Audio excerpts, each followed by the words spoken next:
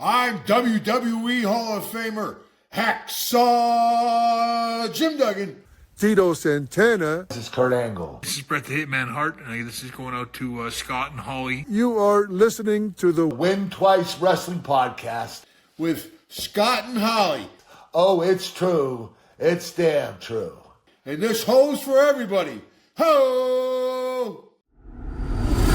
Ladies and gentlemen, you are about to listen to the incomparable Win Twice Wrestling Podcast with your hosts, Scott and Holly. We always go over, brother, and that's the bottom line. Dig it? So sit back, relax, and prepare to be entertained. Hello everyone and welcome to episode number 39 of the Win Twice Wrestling Podcast alongside your hosts Scott and Holly. Hello. How you doing, Holly? I'm good. Finish wrestling with your bottle there? Yes. What is the sorry, to start off with a really strange segue, why do they clip that on there? I think it's something to do with recycling. Well, that's what I thought, but surely everyone puts the whole shebang in there anyway. I'll be honest, it just makes me angry. Yeah, I know it does, because, well, especially because when you can't be bothered to try and actually manhandle or woman handle and rip the top off completely, you then forget because you have to have it. You can't drink with the bottle thing at the front because then you're just twatting yourself in the nose with it, and then I get emotional. Oh. And I'm the type of person where if something inanimate upsets me, I want to fight something inanimate. Fair. Like, I don't know if you're this way inclined, but if you stub your toe, first thing I want to do is smack the table, or Okay.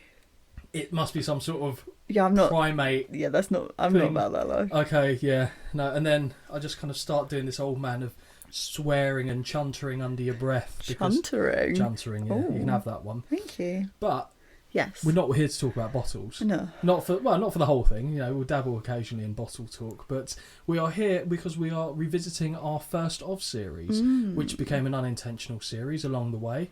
Pop in the cherry. We're popping another cherry. Aren't It's we a just?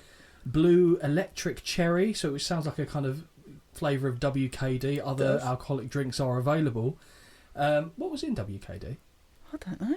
Because it always looked like bleach and like I don't know. I cleaning just used to fluid. drink it. I didn't I question bet what you was did. in it. Yeah, I bet you did. Bacardi Breezers or WKD? WKD. See, I started on Bacardi Breezers. That's Oh. the gateway And drink. a hooch every now and again. Yeah, hooch is all right, you know, actually. It's not a bad drink even now.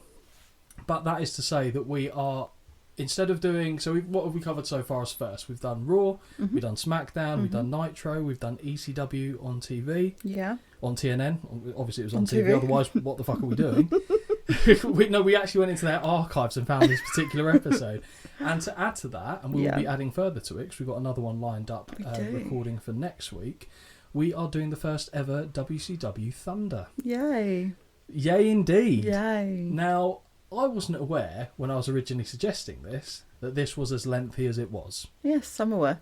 Well, you are now, yeah. But when I went to it and thought, you know what, yeah, okay, we will do this. We've got the time to do this now.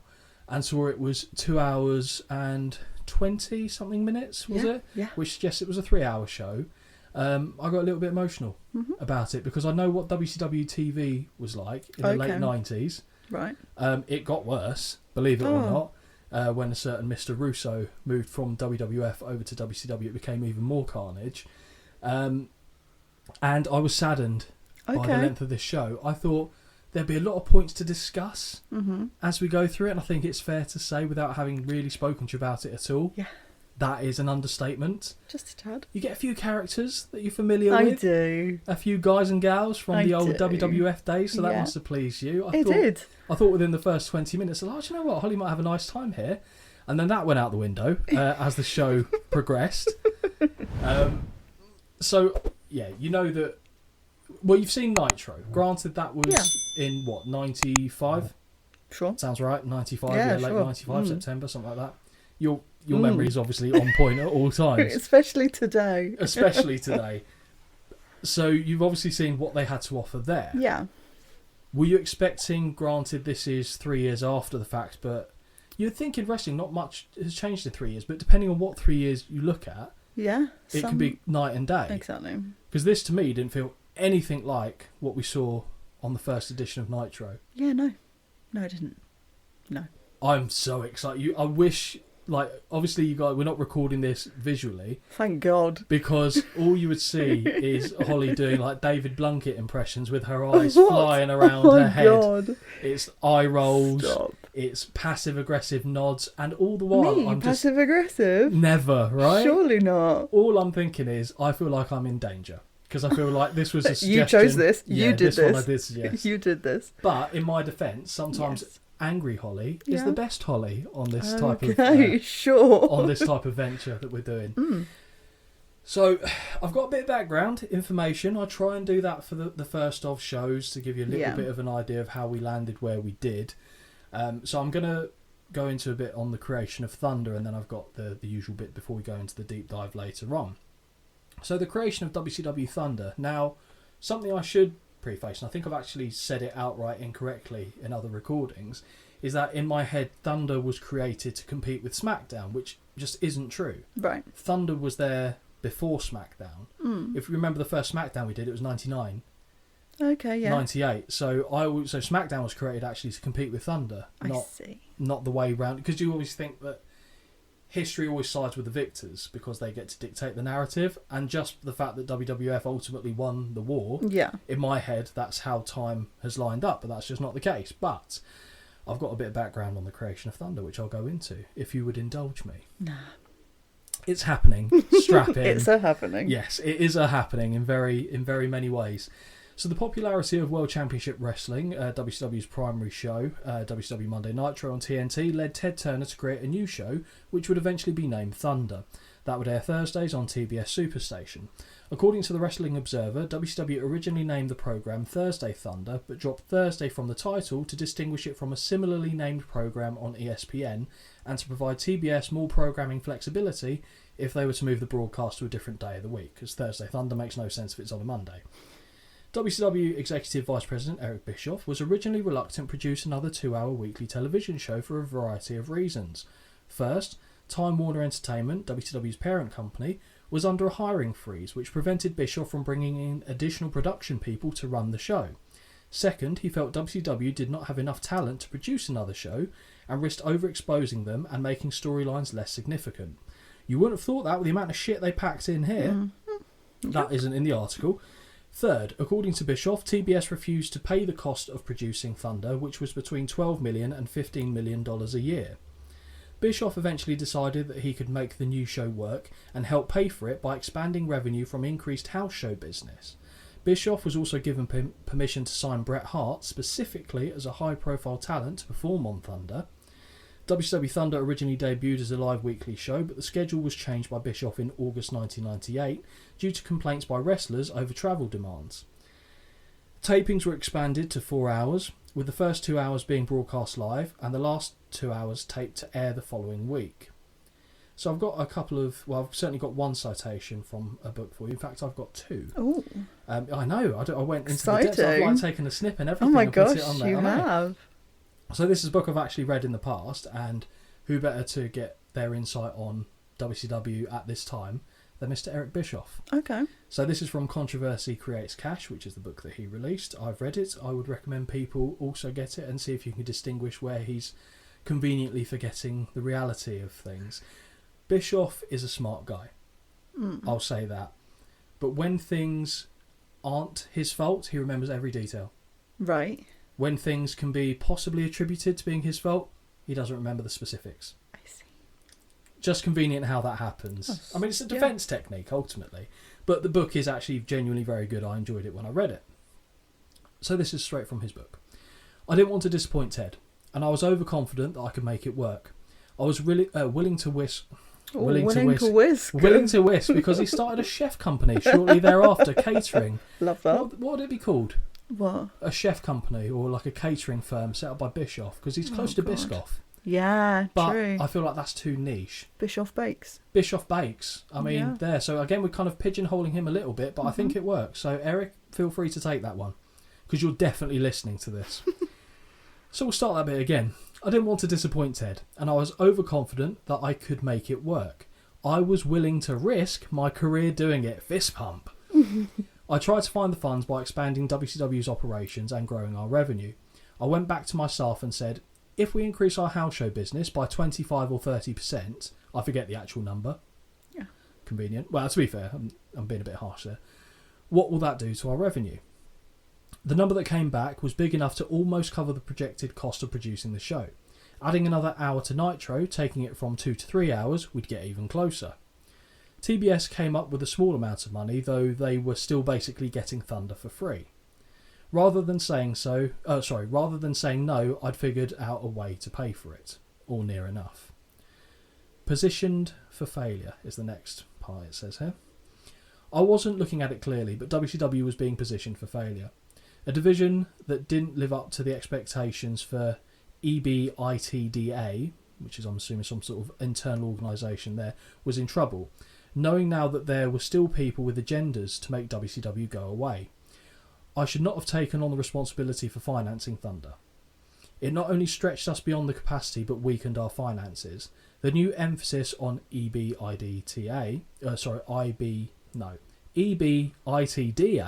was not the only change going on above me. Ted Turner was slowly but surely being neutralised by the Time Warner executives he'd sold his company to. He'd always been WCW's strongest booster, and that is true. A lot of people there didn't understand why he wanted to get involved in wrestling in the first place, even after it proved to be successful. With him out of the way, those who wanted to get rid of the company would have an easy time of it. I didn't realise any of that then. I thought Ted still had the captain, or was still the captain of the ship. He said, "This is what I want." Being the good sailor I was, I said to myself, "Okay, if no one else is willing to make this work, I will." It buried us. And WCW hemorrhaged money after Thunder. Was it a product of that? Maybe. It certainly contributed towards it, and some of their outgoings were astronomical, which we'll go into another time. So I've got a final small little section here, and this is from The Death of WCW, which is by R.E. Reynolds and Brian Alvarez, and so I've got an excerpt from there. In early January, 2 major television changes took place, both ultimately for the worse. First, after internal pressures from TBS, WCW created a new 2-hour programme to air every Thursday night, Thunder. Originally it was going to be an NWO show, but that idea went out the window when NWO Nitro bombed. I was going to call him Bischoff there. Bischoff was vehemently against the idea, realising that not only would it likely oversaturate the market, which it eventually did, though not at first, but it would also possibly take a chunk out of Nitro's numbers. The estimated $12 million TBS paid the company for the show helped to change his mind. That is in stark contrast to what he said. Yeah. He said he had to generate that himself through making movements and stuff like that. So it would make sense. Bischoff would be the person to know, but is he also then kind of patting himself on the back more than what he actually did?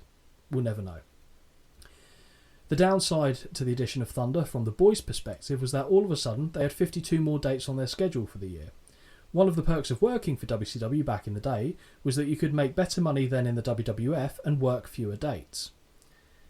Now, with another TV programme and more house show dates, the road schedule was getting harder, and the guaranteed deals meant that the wrestlers were pretty much doing those extra dates for free.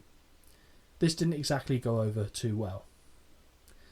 And then I've got this little citation here. Amazingly, no one in charge of WCW had any idea whether the debut episode was going to be 2 hours or 3 until just a few days prior, which is mad when you think about how the organisation of that place was run. It ended up going 3 hours and 15 minutes, which threw the rest of the TBS schedule into disarray. And I think you might notice that they were slightly panicked. Yeah, at the end. With the end on commentary. We're off air, we've got to go. With Tony Schiavone. So, a bit of background on that, and ultimately they think in a lot of instances this was kind of the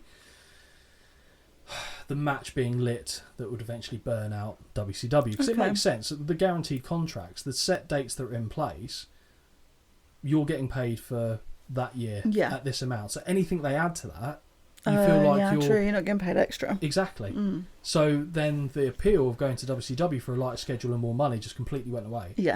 And you started to see it burnt people out massively as well, especially from a creative side. And I cannot wait for you to see some of the later WCW pay-per-views, because I'm going to give you explanations of things, and at the end I'm going to say, I don't know. Right. And you're going to go, okay, good. So it's not just me. Okay. But debut episode of Thunder, 8th of January 1998, from the Ocean Center in Daytona Beach, Florida.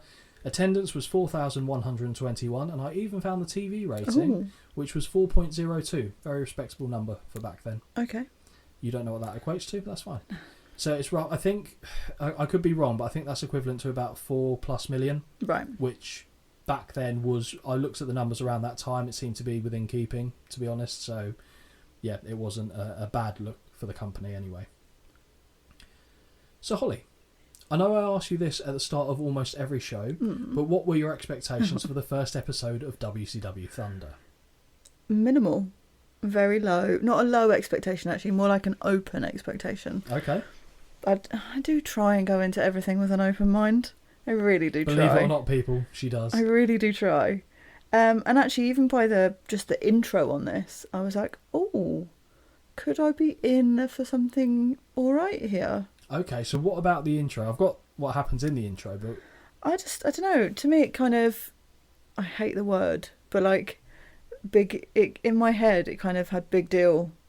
Like, it made it seem like a big deal. okay, could you like finger? And if you can't, I'm sorry? could you finger point? I was going to say, could you pinpoint? Could I finger point? Well, and you said that bit right there. Yeah, well, yeah, exactly. But what about it? If you know, specifically made you think? No, I don't know. Just the whole intro as a whole. I was like, oh, okay. Like, there's a lot of effort that's gone into this. Then. And you didn't get that with Nitro. Not as much as this. Weirdly, I thought Nitro opening looks more big time than Thunder. Okay. But I also became very jaded with how they did transitions on Thunder, with between every camera cut, and I didn't want to mention it to you because it's all then you would have heard. Is you heard Thunder between every. So we've seen this. See. Yes. Next thing. Yes.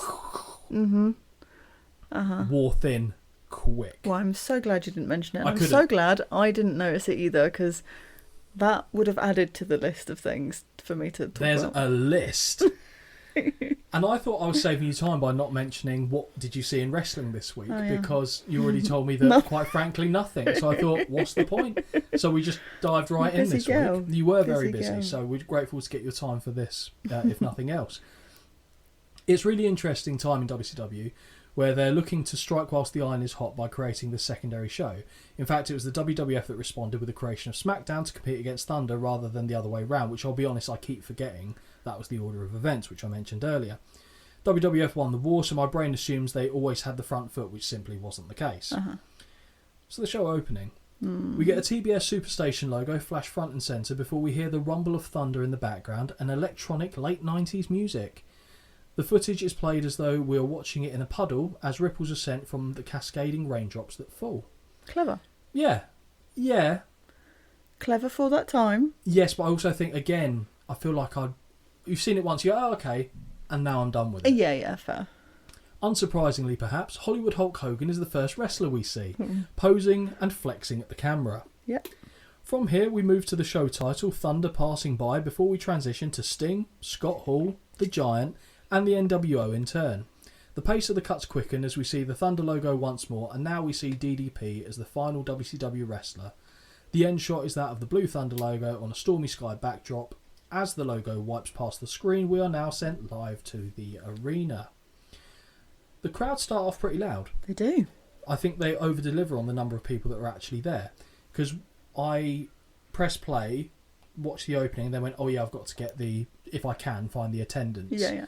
And then I saw the number, I went, really? And then I looked at the arena, I went, actually, yeah, it probably is about that. It's just they're quite loud. They don't stay loud. There's parts where they become very quiet. And I would argue they become the most quiet in what is arguably the best match. Okay. Because they don't care about the people involved. Oh, I'm trying to think of what even I the feel best like match you'll have is. the same opinion. Okay. If you think about the quality of what actually happens in the match, you'll say, yeah, that was probably the best, but I don't care about them. Okay. So Sure. we'll get. I think it will make sense when we get there. We hope. We hope. We can only pray and hope at this time. The voice of Tony Schiavone welcomes us to WCW Thunder as the pyrotechnics display takes place at the entryway. Pleasingly, this features my favourite rainfall pyro, and I'm a happy boy. Oh, yeah, okay. I'll give you that. I wondered what you were going to say. What do you think I was going to say? I'll jump in when you get there. Okay, fair enough. More fireworks in the ring between the buckles, it seems, and we hear a couple of loud bangs, which I assume were back on the main stage, but we don't see this, just a female fan screaming, which is cause for concern. Did you notice that? You heard, but it doesn't show us what's gone off, Yeah, and you just true. this woman's, ah! Yeah. Terrifying. The cameras take us to the commentary booth where we see... Oh, there's the shake of the head. Yeah, it's coming. Where we see Tony is joined by everyone's favourite, No. Bobby the Brain Heenan and Stagger Lee Marshall. Ugh. These three do my fucking head in. What about these three do your... They don't shut up for the whole time. They're commentators. Are they? Because they don't talk about fuck all that happens in the matches. They talk about what happens 2 weeks ago. Exactly. That's all they talk about. That's because they're instructed I to don't talk care. about... Okay. I don't care. It makes me so angry. So angry. I would have listened to this whole thing on mute if I could. I'm so glad you didn't. Within 5 minutes, livid. Who So do you angry. put the blame on? All of them equally? Or is there any big... All of them. Just so irritating. Because the voice you hear pretty much just throughout is Tony. Yes. He's the one carrying the broadcast. Yes. But they don't tell you anything of what is going on. All they keep yabbering on about is, oh, later on we're going to show you this. I don't give a fuck. Talk to me about what is going on. Sorry, I'm so angry about this. But you kind of touched... No, it's fine to be angry about it. You kind of touched upon a point I was making earlier where they try and cram so much in that they can't focus on the now. And I get it, because when you see like Raw and stuff like that, they're saying, coming up, we're going to see that... Yeah. So it does happen elsewhere. Oh, yeah. But rarely do I find that these three are talking about what's actually going on in front of them. Yes, exactly. The only time they do is when they bring Mike Tenay onto the commentary team for a particular match, because he's... I'll go into that in greater detail. But we see him a few times throughout the show. The sad thing for me is with Bobby Heenan in WCW. Right. So the reality is that he and Tony didn't get on. Okay.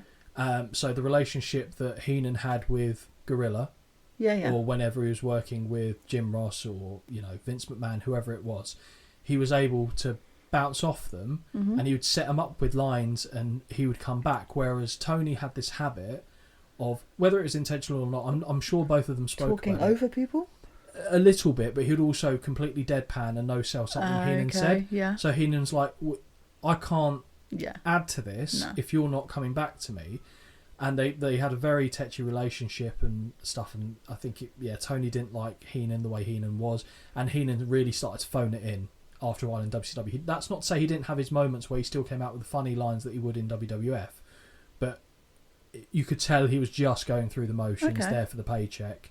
And he was also one of the few people, when he was on WCW TV, he refused to badmouth the WWF. He'd reference the WWF, but he was like, that's not what I do. Yeah. Whereas everyone else was like, they've done this and we're better because that. Yeah, that's great. Da-da-da-da-da. Okay. And he was just like, that's not how I do it. And yet, ironically, all the people that did badmouth, and for the most part, ended up getting some form of job later on at the WWF. Right. Heenan didn't. Yeah. Heenan makes one appearance back in the WWF at WrestleMania 17. Okay. Otherwise, he's not touched at all, and yet he was the one that had the integrity to say, no, I'm not bad-mouthing them. But it's a shame. But I agree. Put it this way, I knew you would find it frustrating because of them not talking about what was actually happening. Yeah. It's not the worst commentary job I've seen in WCW. There's some abhorrent stuff in there. We love Dusty Rhodes here. Dusty Rhodes has been in some shocking bits of commentary for WCW.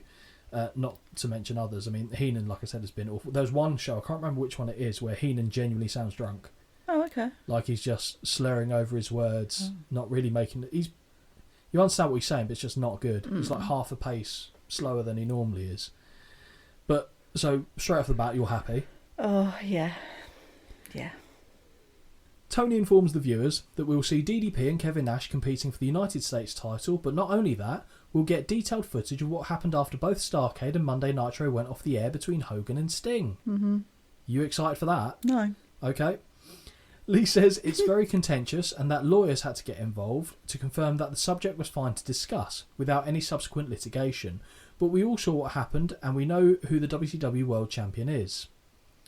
Heenan talks about the match between Eric Bischoff and Larry Zbyszko, which sounds absolutely rancid, but he thanks Zbyszko for winning control of Nitro back for WCW. Because there was a time that they were talking, we'll make Nitro the NWO show and then we'll give... No. No. Tony says that the opening match tonight is supposed to feature Randy Savage. Yay! But he hasn't arrived yet. Boo. And takes us back to Nitro to show footage of the NWO, which Savage is representing at this point in time. We see Hogan and Conan walking out of a limo and towards the building, and look who that is in the background. Virgil! Oh my God, this is going to be like a who's who of Who's Holly completely forgotten. Or as he was known here, Vincent. Okay. So, yeah, Virgil. Oh, wow. Because, no.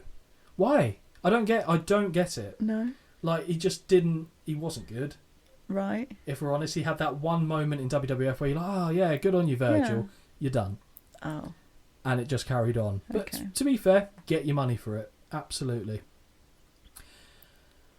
But they don't all get out of the same limo, Holly. No, drama. There's dissension in the ranks. It's turning into one of your... My trash TV specials. well, I'm glad you said it, but yeah.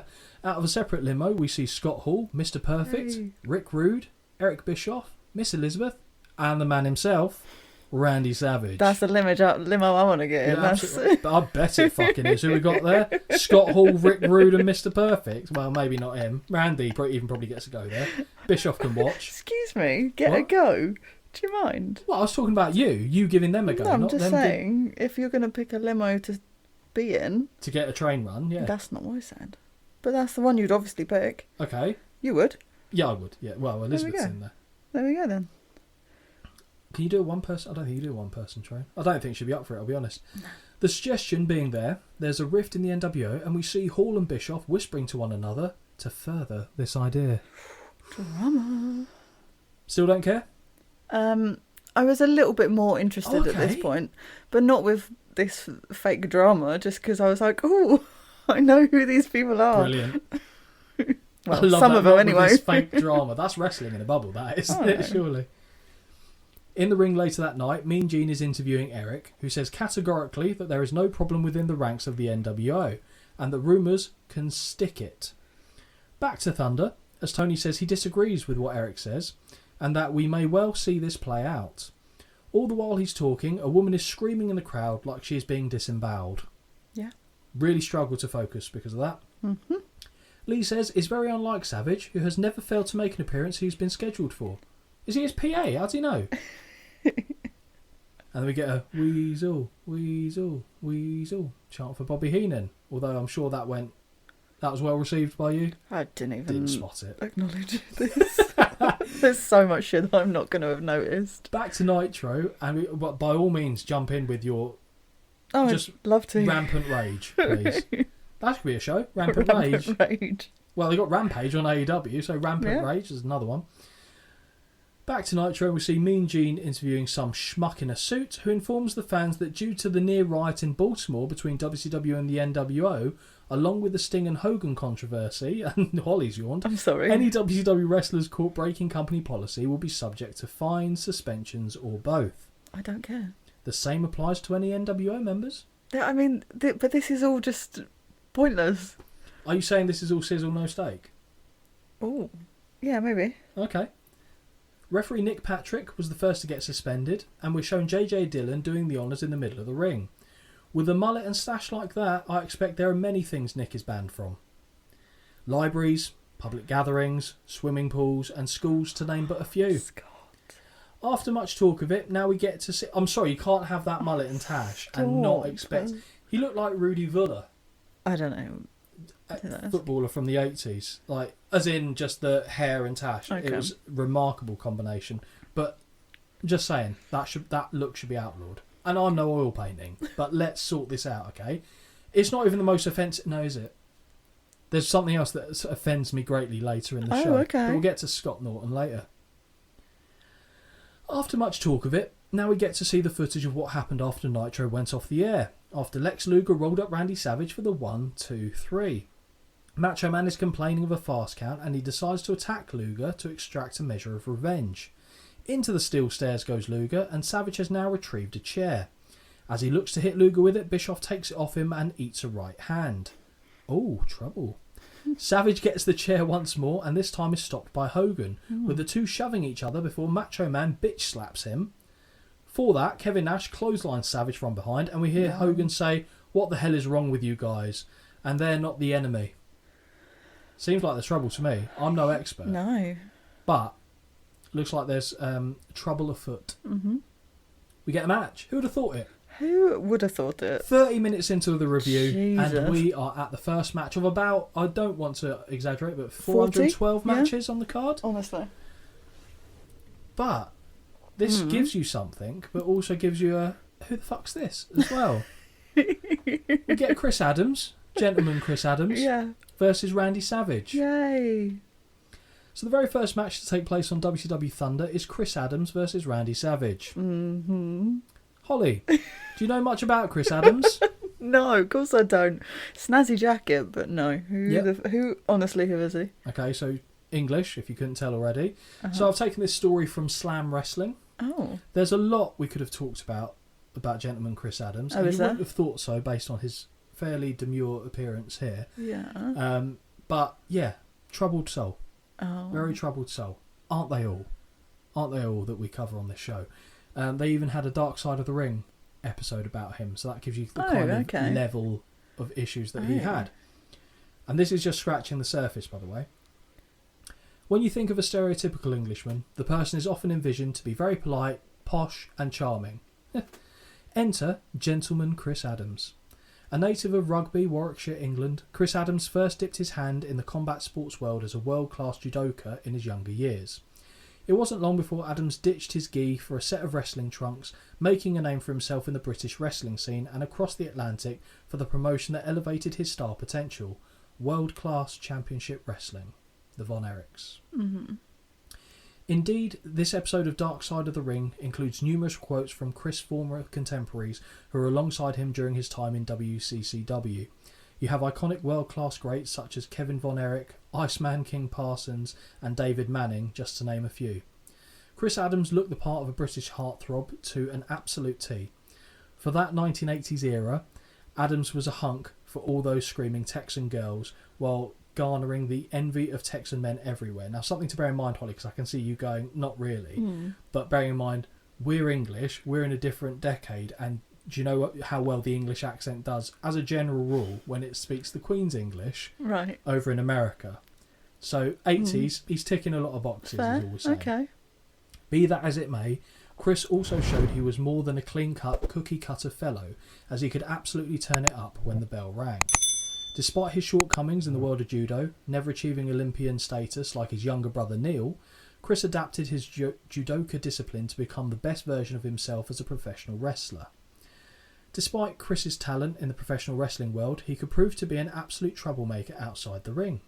His WCCW co-workers recounted a highly publicised incident in 1986 where Chris Adams slapped a flight attendant and violently headbutted a pilot during a plane ride in Puerto Rico. The stewardess was female as well that he slapped, and yes, he nutted. Well, the pilot came out after he heard this had happened, and he got planted down as well, and they had to restrain him. Wow. Because let's say he was on a lot of stuff. Oh, okay. I liked how Kevin Von Erich described the look in Chris's eyes when he'd get mad on more than one occasion.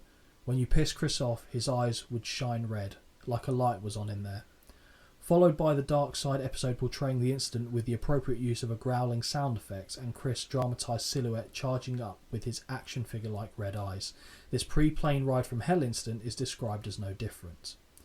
No matter what excuse Chris could use regarding his substance abuse, his dive into domestic abuse, especially in the example of his assault on his ex-wife Tony, is where many in the episode denounce the so-called gentleman. Close friend of Chris Adams and ex-promoter Tom Lance said, "He beat her up. He messed her up. She had to have facial surgery. I ain't cool with that shit." Chris Jr., so his son, recounted becoming aware of his mum's abuse at the hands of his father many years later, saying, "She had shown me some of the pictures of her when where that abuse had happened, and she was in the hospital for a while. I couldn't believe it." Kevin Von Erich took an angered tone to his once famed adversary, describing Chris' actions as heinous and disgusting. They didn't spend a great deal of time on it, but I enjoyed the section documenting the Chris Adams-Steve Austin rivalry that ignited a real-life fling between Chris's ex-girlfriend Jeannie and the soon-to-be Stone Cold. So Stone Cold started banging. Oh. Yep. Okay. Simply put, finally the Dark Side episode reaches its inevitable climax. Simply put, Chris Adams tended to become angrily aggressive when under the influence of alcohol. Tragically, on the night of October the 7th, 2001, Adam's violent outburst ultimately led to his untimely demise. After reconciling with his friend Brent Boo Ray Parnell, following his involvement in the death of then-girlfriend Linda in the spring of 2000, so he started dating a fairly young girl. This is my memory of watching the Dark Side of the Ring episode. He was dating a fairly young girl. She was legal, just to be clear. And they were both into hardcore drug taking. Okay. I think the guy that they were living with, that Boo Ray who I just referenced, came home and both of them were lying motionless on the floor. She wasn't breathing. She overdosed from it and died, and she was like early 20s, I think. Right. It was young. He obviously didn't, but it was messed up. He led her down a dark path. So Chris seemingly lost his temper. So when they kind of reconciled over what had happened, Chris was trying to clean himself up a little bit, but yeah, it escalated massively.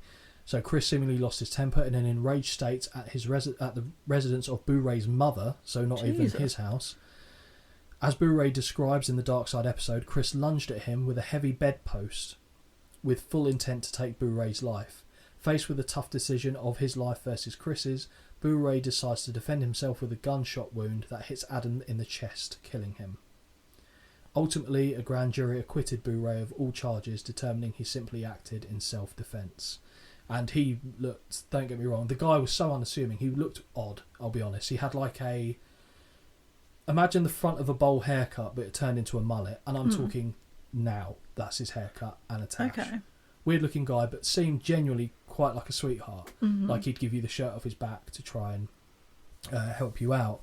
And Chris would obviously just take advantage of that over time. And yeah. Jesus. So that's why I said, don't look up Chris Adams. Okay. You can see why now. Flippin' out. Bet you weren't expecting that, weren't you, No. from match number 1? I was not. Really interesting Dark Side of the Ring episode, Okay. all the same, because he does seem like it's Jekyll and Hyde. Because when his kids talk about him, they said he couldn't have been a nicer dad. He was loving. He would write letters to his daughter when he was travelling all the time and stuff like that.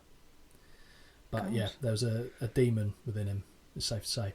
So back to the episode, and we see Gentleman Chris Adams make his way to the ring. Although I do stifle a chuckle after the lightning hits the entryway and the rock-looking doors slide open like something out of the Flintstones. It ruins it at some point because you can actually see the people behind them moving them, and I'm like, obviously I get it, but I just feel like, yeah, make it agreed. look better. Holly, what do you make of the sparkly blue patriotic jacket on Chris? Yeah, I liked it. Yeah? It may... Make it into the final cut? It might do. I didn't listen to Why that. not? I've now started to put down who I predict you're going to... Oh, have you? Yes, to make sure also I don't then forget to let you have your moment on it. Now look at this, Holly. I took Savage and Liz away from you, but here we are in WCW in 1998, and look what you have once more. Very happy. Very happy. What were your thoughts when they came out? Together as well? Oh, I know. I Just mean... absolutely weren't together. Okay. I did wonder if this... I couldn't be bothered to look up timelines, but I thought, okay, I wonder if they're done by this point. Oh, but definitely. They were done in WWF. Were they? I think so, yeah. Okay. Yeah. But Elizabeth, Jesus Christ. Smoke show. Bloody hell. Where did her curves come from? Sweet Jesus. All the right places. Because she was Trez skinny when I've seen her before. I don't know. I'm sure she probably did have some sort of enhancement done, but if it did, it didn't look No, it didn't obvious. look odd. And basically, I felt like she just had eaten more meals. Basically, she just looked good. Yeah, no, it's the best Yeah. for me. This is like the best she ever looks. Amazing. She always looked glamorous and stuff back in Yeah. WWF, but now where she's not got the perm and Of all course. this stuff, it's kind of, Of more course. modernised. But yeah, stunning girl. Yeah, she absolutely looks stunning. Great. I was very happy to have Savage back, but obviously, he's obviously, just wearing the monotone. He's effectively wearing my colour wardrobe. Holy shit, you're NWO for life. For life. I mean, it still looks good though. There's still a couple of tassels in there. I think I like the tights. Mm-hmm. I like them, but I do miss the sequins and the colour. hats, Splash of and colour. the glasses, Mm-hmm. and I do miss it. So you give it with one hand and take it and with take the it other. away. I can confirm Liz is still fire, and Savage has even more of an edge about him now. Mm-hmm. Do you know what is even better than that? They're matching colours. Sticking with that theme. Granted, it's because of NWO, but still, let's take the win. Yeah. In a surprising change of character, Liz gets in the face of the ref and shoves him into Chris Adams, giving Savage an early advantage as the opening bell sounds. Sign in the crowd reads, Goat Boy fears BMF. Oh. So I'm glad that feud got some TV time. Okay. Savage hits a clothesline off a whip and somehow makes it look like he took the blow, as well as called on commentary. What? Oh. Savage hits a clothesline off a whip and somehow makes it look like he took the blow. Oh, okay, right. So he gave a clothesline, but the way he went down looked like he got hit with the clothesline. Mm-hmm. I've worded that like a bag of dicks. Okay. As well as called out in commentary, but gets a 2 count, which would have been 3 had he not pulled Adams' head off the canvas. Mm-hmm. Savage scoops Adams into the air and guillotines him over the top rope before laying in the boots. Into the buckles goes Adams and Savage begins choking him. He decides to take his bandana off and goes back to laying in the boots, which is followed up by a choke with the boot, and Holly's head is shaking furiously. I get it. And I know, I'm not stupid. I know what's under the bandana. And you know what? I don't even mind it. But it's the whole, for me, it's either take it off to start with, or just don't have it at all. Like, I don't know. I thought you were going to bald shame. No, I don't care about that. I don't care about that at all. You could probably pull it off, to be fair. Yeah. Probably a little better than his actual hair, if I think about it. But yeah, it's the midway through thing. It's if you can't wrestle in it, don't wear it to start with. Fair point. More throttling for Adams, which must have been an odd role reversal for him. And Savage follows up with a gut wrench suplex. Cover gets a 1, 2, no. Savage again pulls him off the canvas. Adams is tossed through the ropes to the floor and is tamely sent into the steel stairs before being guillotined over the barricade. Savage returns to the ring and drops to one knee to taunt as the ref is admonishing him. Randy goes back outside and looks to whip Adams into the ring post, but it gets reversed and it's the madness that hits the steel. Drink. Holly, Yeah. what do you think of the ring apron skirt looking like a rock face? Oh yeah. Fine. Yeah, it's alright. Okay. Yeah. Sure. It's fine until it moves, then you're like, yeah. Uh-huh. With Savage nursing his arm on the outside, Adams returns to the ring and has the official's attention. Randy keeps looking down the aisle, and now I know why, as we see Lex Luger sprint to ringside and crack Savage over the head with a chair. Lex scoops Savage off the floor and rolls him into the ring, where Adams lies on top of him and gets the 1, 2, 3.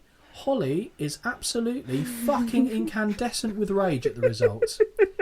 And that's not me saying that live, that is me assuming this is what went through your head at the time. Of course it is. Short match. Yeah. Oh, yeah. Mm-hmm.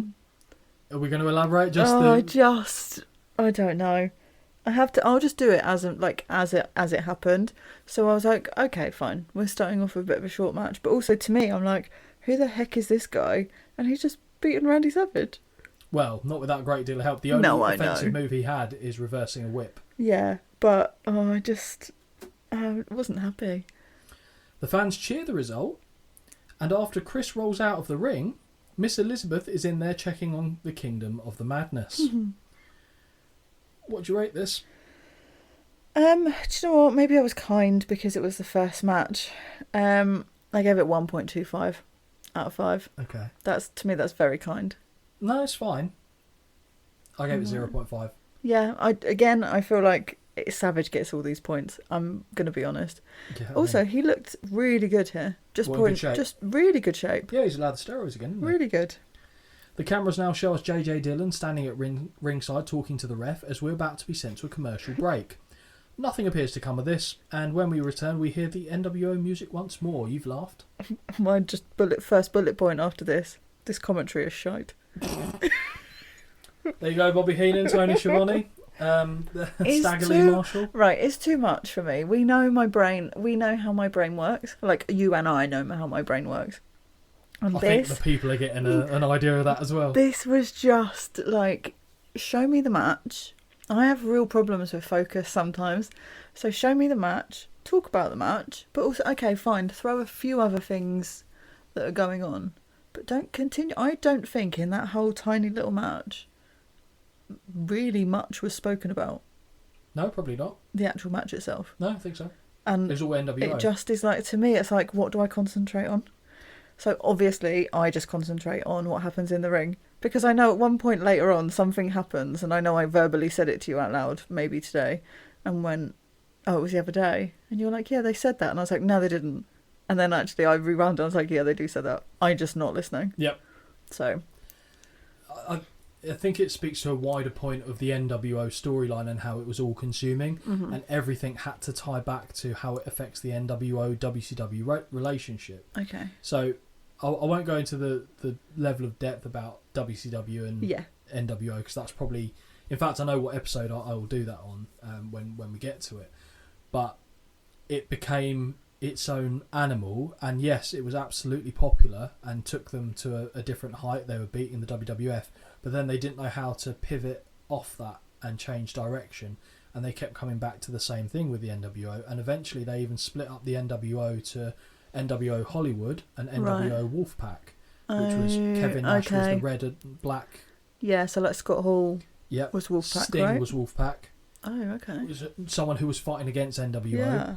Became NWO Wolfpack, so it lost all meaning. Then you had the Latino World Order, which was headed up by Mr. Guerrero. Okay. And he had all the cruiserweights and stuff like Rey Mysterio and Yes. that in this little faction. It was a mess. Okay. Absolute mess. And they, like I said, they just didn't have the wherewithal to pivot off it. Mm-hmm. Making their way to the ring, Hollywood Hulk Hogan and Eric Bischoff. Hogan, as to be expected, is doing his usual air guitar strut before breaking out the standard poses of the gun show. Bischoff, for his part, is doing a scrappy-do fighting stance directed at someone in the crowd before pointing at the man beside him in mid-routine. Holly, what do we make of this look from Hogan? Specifically, the ear piercing. Oh. Hoop earring. Oh, I didn't even notice that. Do you know why? Because I was too livid about the t-shirt he had on, because he's wearing one of those tops that I hate, that's like, it's like a vest. Okay. As in, like, it's got a head hole. Yes. That's it. Oh, okay. It's like wearing a sandwich board. Yes, that's a great example of what that is. Yeah, okay. And I can't be doing with it. But this look for him, weirdly, I actually quite like it. Like and I don't know how to. Oh, come on, words. But like the tash, right, with the dark stubble. Yes, agreed. Really looks good. Mm-hmm. His tan is fucking ridiculous. Land of Leather sponsored, yeah. But I thought I'd hate it, but actually I didn't mind it.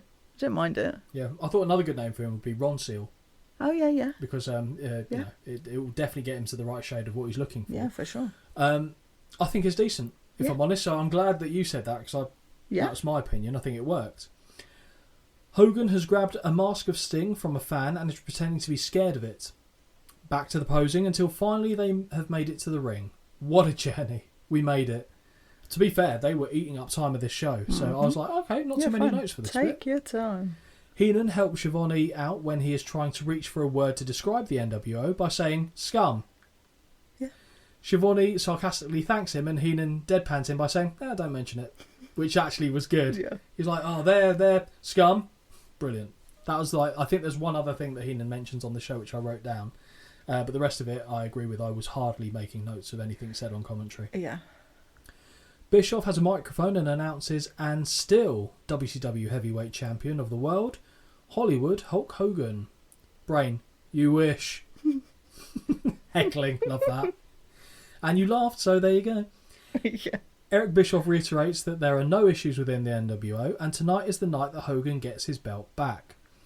Hogan says that he was lying on the beach. All the pretty girls in bikinis were saying, yes, Hulk, you are the man. You are the world champion, and you beat Sting.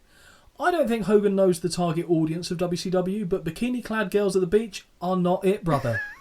You don't think, no? I don't think anyone's going up and going, Hogan, you're the man. I love you. You definitely beat Sting. And he's like, rah, rah, rah, rah, rah, rah. It didn't happen. It didn't happen, and it sounds silly. It's not the only thing that sounds silly. Me? No. Oh, okay. I thought we were having a dig at me then. No. Hogan reminds us that Hollywood is just too sweet.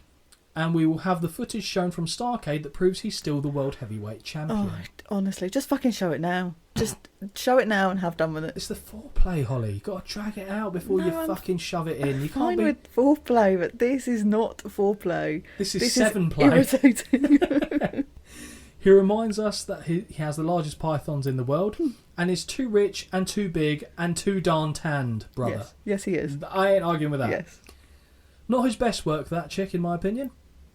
Eric Bischoff asked the fans to give it up for Hogan and that he told him he would get his world title back. Hogan says that if Sting wants some of Hogan in this lifetime, he will never beat the man that made wrestling and never beat the man that gave all the peons someone to look up to. Okay. Hogan says he should bow down at his feet and kiss his toes, knowing he is the champion and he will be here for life. So he's a foot guy. He's a foot guy. He likes a little foot action. Of his own feet. He likes his own feet to be kissed, so I don't think he's going to be in the market for other people's feet, let's say. But you never know, we'll rule it out. I don't have his contact details to ask, I'll be honest. I don't think he'd answer that call. No.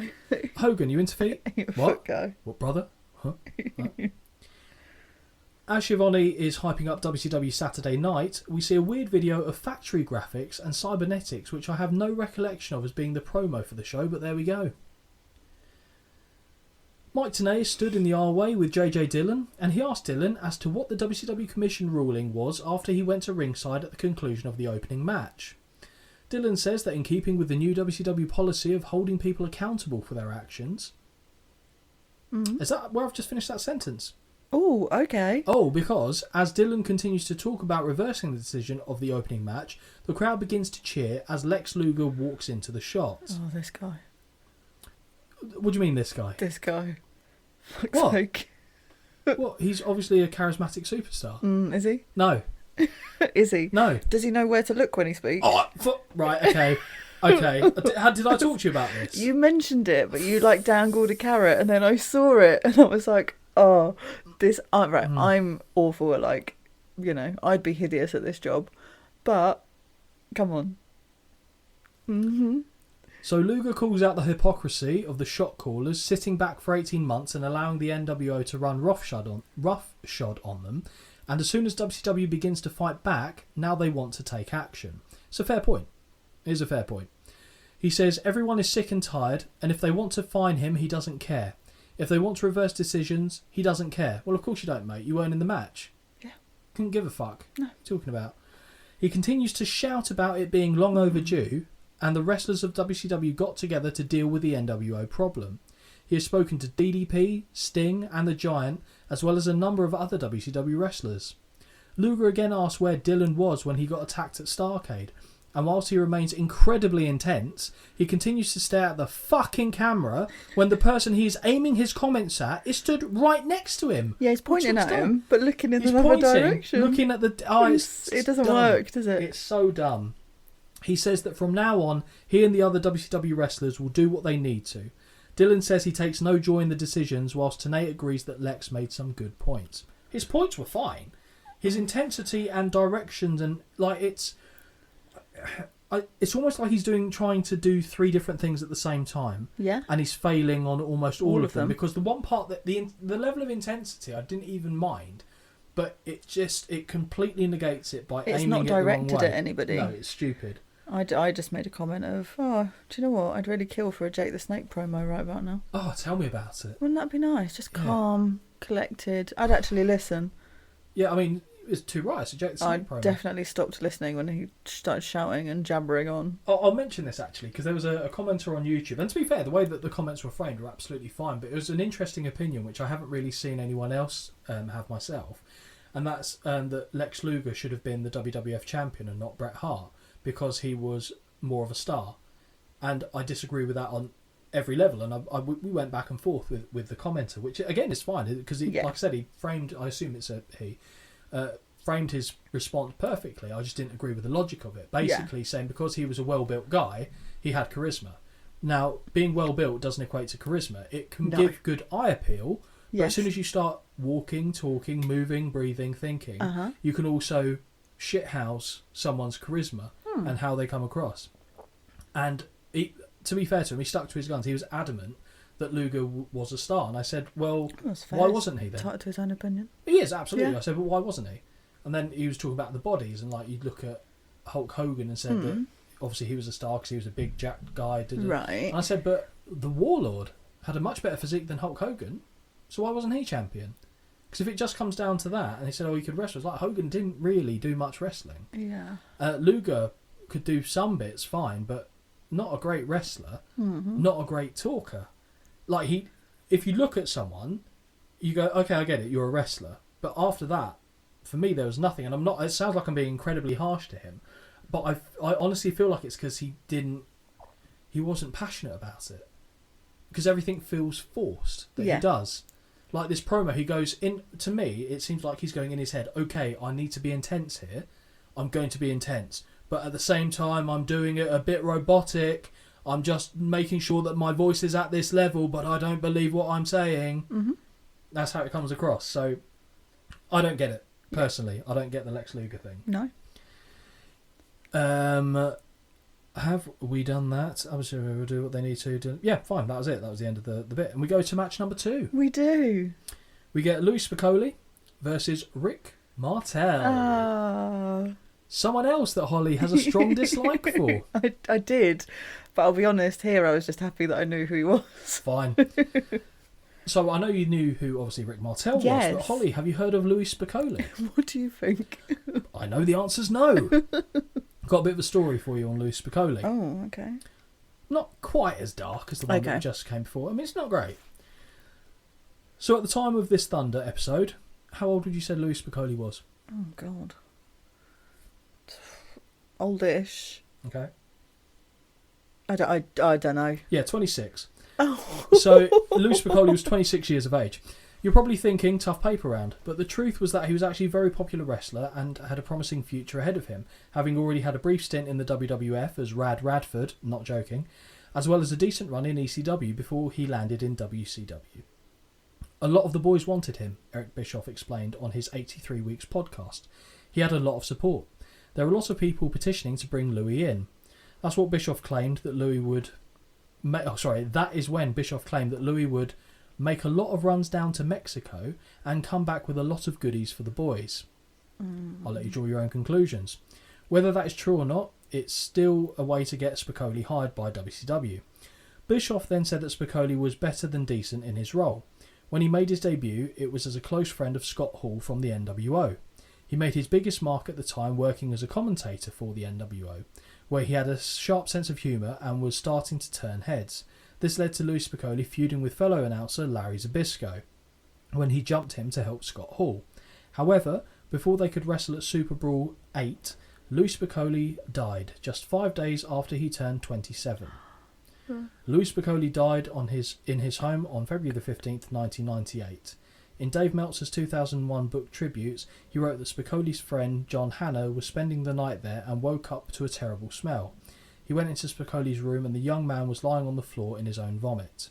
His body had already begun discolouring after his death. According to the death report, Spicolli died from a heart attack due to an enlarged heart.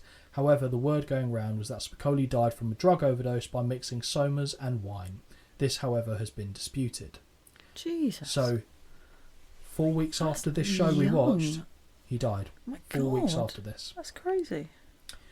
We know your thoughts on Rick Martel, Holly, and I would assume they haven't changed here. Although I might be wrong because you went, I know you turncoat bastard. I know.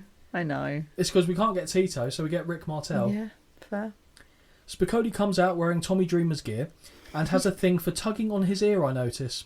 Conversely, Rick Martel comes out looking like, well, Rick Martel, really. The match starts with a collar and elbow, from where Martel transitions to a side headlock and then a hammerlock.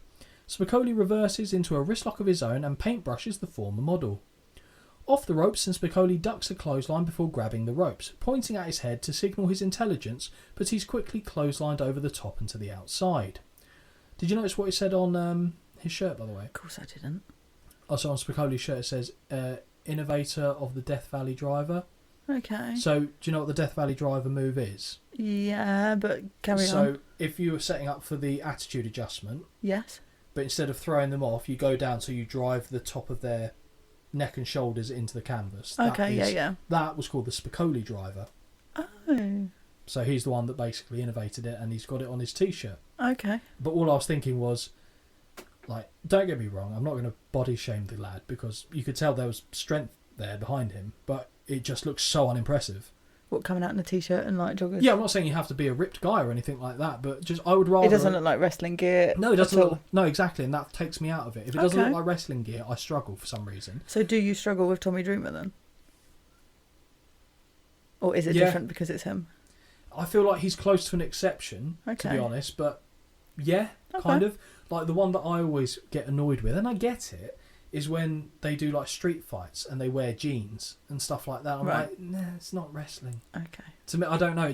I No. lose engagement with it. Fair enough. And Spicoli was a good wrestler. And like I said, I don't care if you're like a bag of milk. I Yeah. don't want to see you wrestling in lost property, basically. Yeah, no, I get it. So Martel chases Spicoli around the outside before returning to the ring and hip-tossing the youngster and connecting with back-to-back drop kicks. Spicoli looks to have had enough as he rolls out of the ring and starts heading backstage, but Martel retrieves him and deposits him back in the ring. As Martel returns, however, he's caught with an elbow to the back of the neck. Right hands and an elbow to the top of the head by Spicoli, who now has Martel backed into the corner.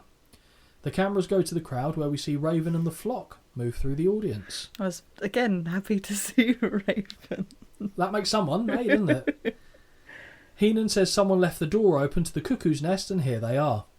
Back in the ring, Martel ducks a clothesline and connects with a crossbody for a count of 2. Axe handle to the gut from Spicoli, who now sits on the top buckle before attempting a second axe handle, but instead leaps into a punch to the gut. Martel fights back with lefts and rights, but is stopped courtesy of a blow to the throat. Rick blocks himself, going face first into the buckles, and returns the favour before back body dropping Spicoli. Dropkick finds nothing but air from Martel, but he counters an inverted Atomica drop and Atomica drop. I don't know why I turned into Mario partway through that. Martel, but he counters an inverted atomic drop and levels Spicoli with a big punch. Spinebuster from Martel, who now applies the Quebec Crab, which, as you recall, was his finisher in the WWF. That's what he put away Coco Beware at WrestleMania. Spicoli has no choice but to submit, and we're informed that Martel is 2-0 in WCW, having only just debuted on Nitro. Holly, thoughts on this match? Yeah. I'll be honest, this was when I realised, oh, this is how the matches are going to go. Every single one. And I haven't written it down here. I think it's the next match that I make a point of saying it on. So I'll leave it till then. Again, I feel like I've been quite generous. It gets worse as the show goes on. Okay. For me, score-wise, because I think I'm actually level with it by that point. Okay. So I gave it 1.25. I just said it was nice to see Martel again. I'm a bit overwhelmed by what is going on. 1.25. Exactly where I gave it. Wow. It was alright. Yeah.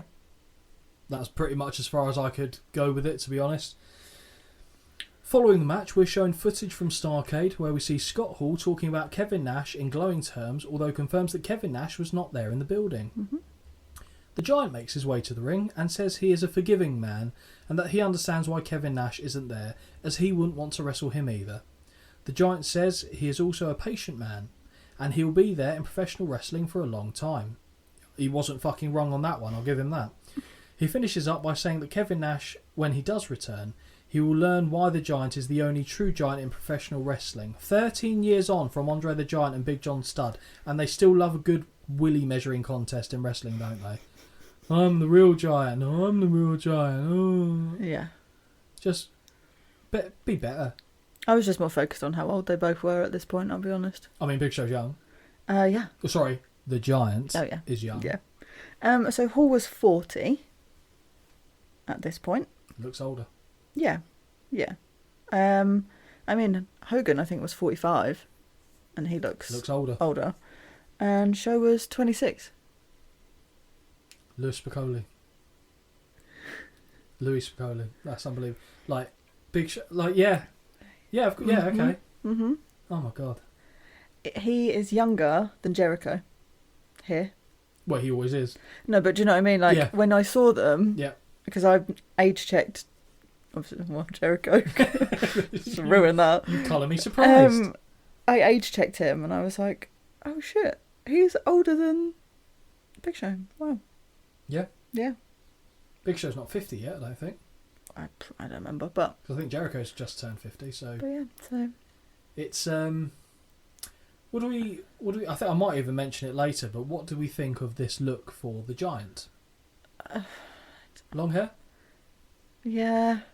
I'm fine with it, I'll be honest. Yeah. To me, this is by far his best look in all of wrestling. Okay. It worked for him, and he was a big guy as well. Mm-hmm. And my God, is he strong. Oh yeah, for sure. Like, the stuff we see later on is Like we've ludicrous. watched him in other shows so far, and his choke slam is the best of the people I've seen. I would agree. The ones, the specifically... The other people that do it, but his also, is my favourite. Specifically, the choke slams we've seen him do, Yes. not just in general. No, the ones that I've seen on telly. On telly. From review, yes. On network. Where have we got with the notes there? Giant calls Hall slick and says he has another message for Nash. But Hall throws his toothpick at him and starts unloading with right hands. Big headbutt from the Giant, and then he impressively press slams Hall high into the air before grabbing him by the throat. Hall looks petrified and is fighting furiously to escape, but the Giant just waves his finger. Instead of the chokeslam, he changes tact and hits the jackknife powerbomb instead, a page right out of Nash's book. Mm-hmm. But that press slam, I thought Hall was going to take off. Yes. Like, it looked like he had helium in his body. He went up that easy. And he's 6'6". Mm-hmm. It's a big guy. Yeah. And it looked like nothing. Yeah. Thoughts on the Giant now? No, it's fine.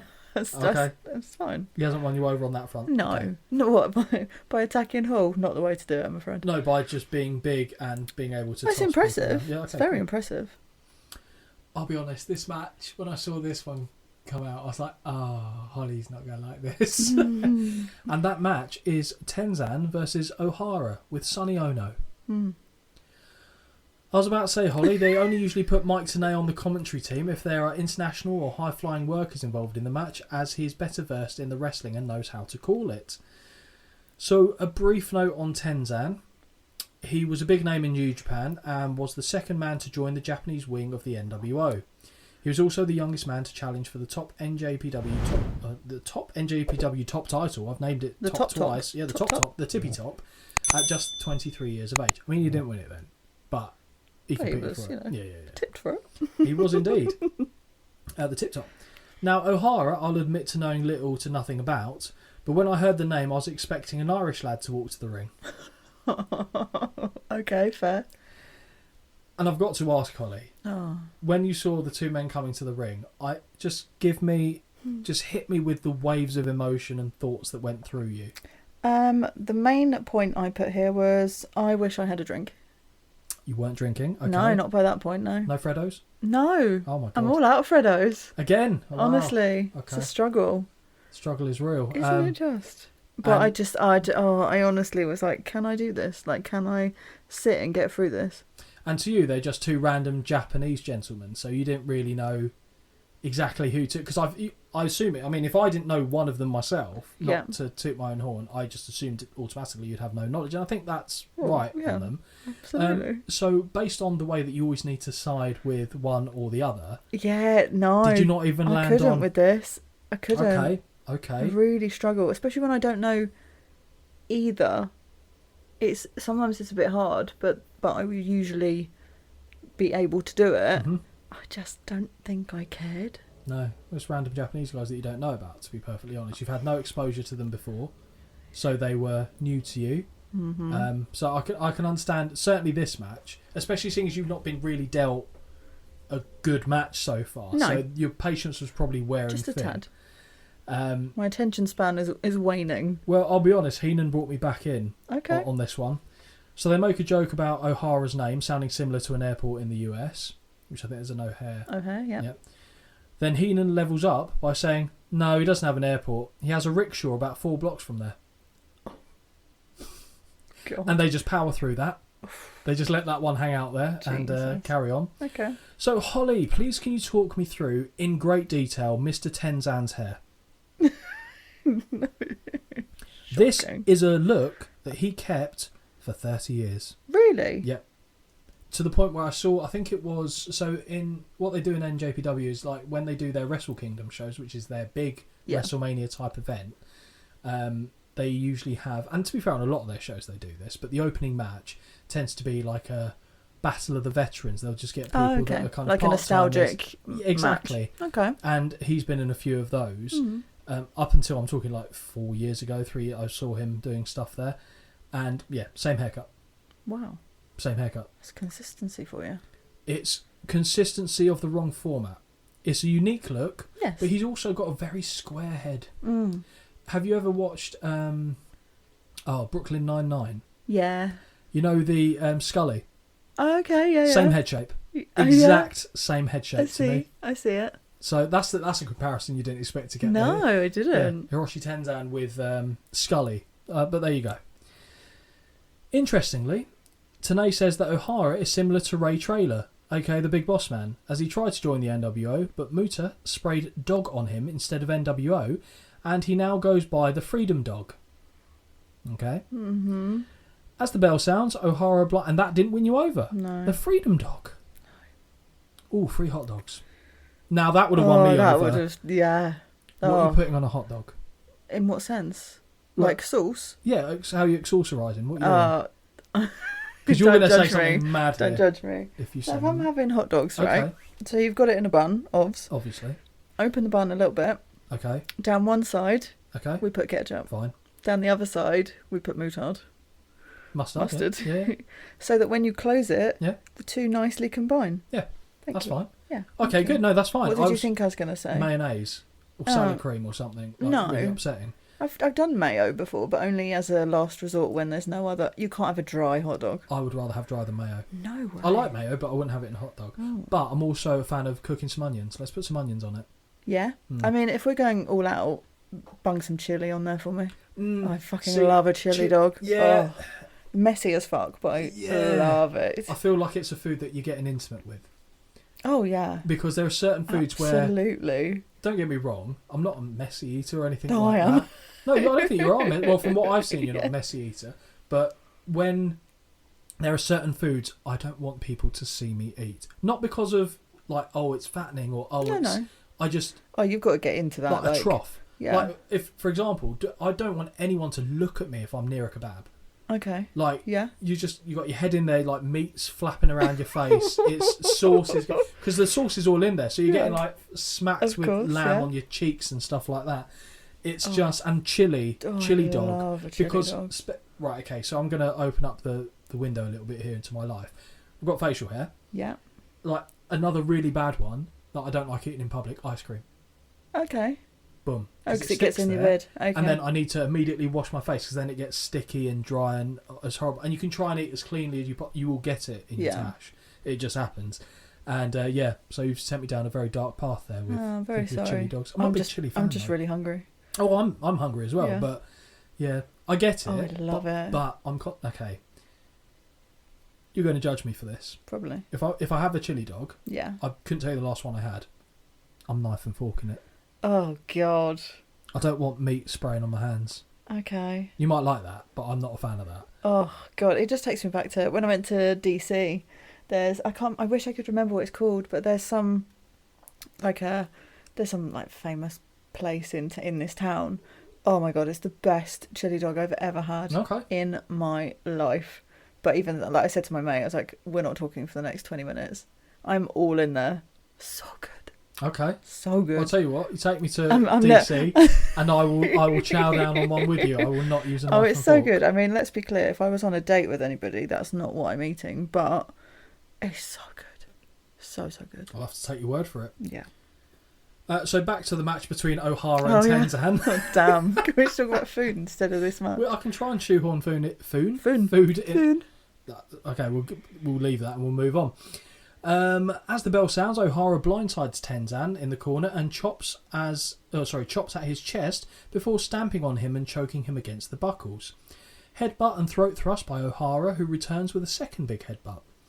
The two men exchange overhand chops until Tenzan upgrades a double Mongolian chop. So he's won top trumps. Body slam by Tenzan, who follows up with a big open palm strike. O'Hara gets back to his feet and rakes the eyes. Boo. He whips off... I didn't see that one coming. Mad. He whips Tenzan to the ropes but misses a clothesline and is caught with a spinning heel kick. Tenzan looks to hit the ropes but Sonny Ono has him by the ankle.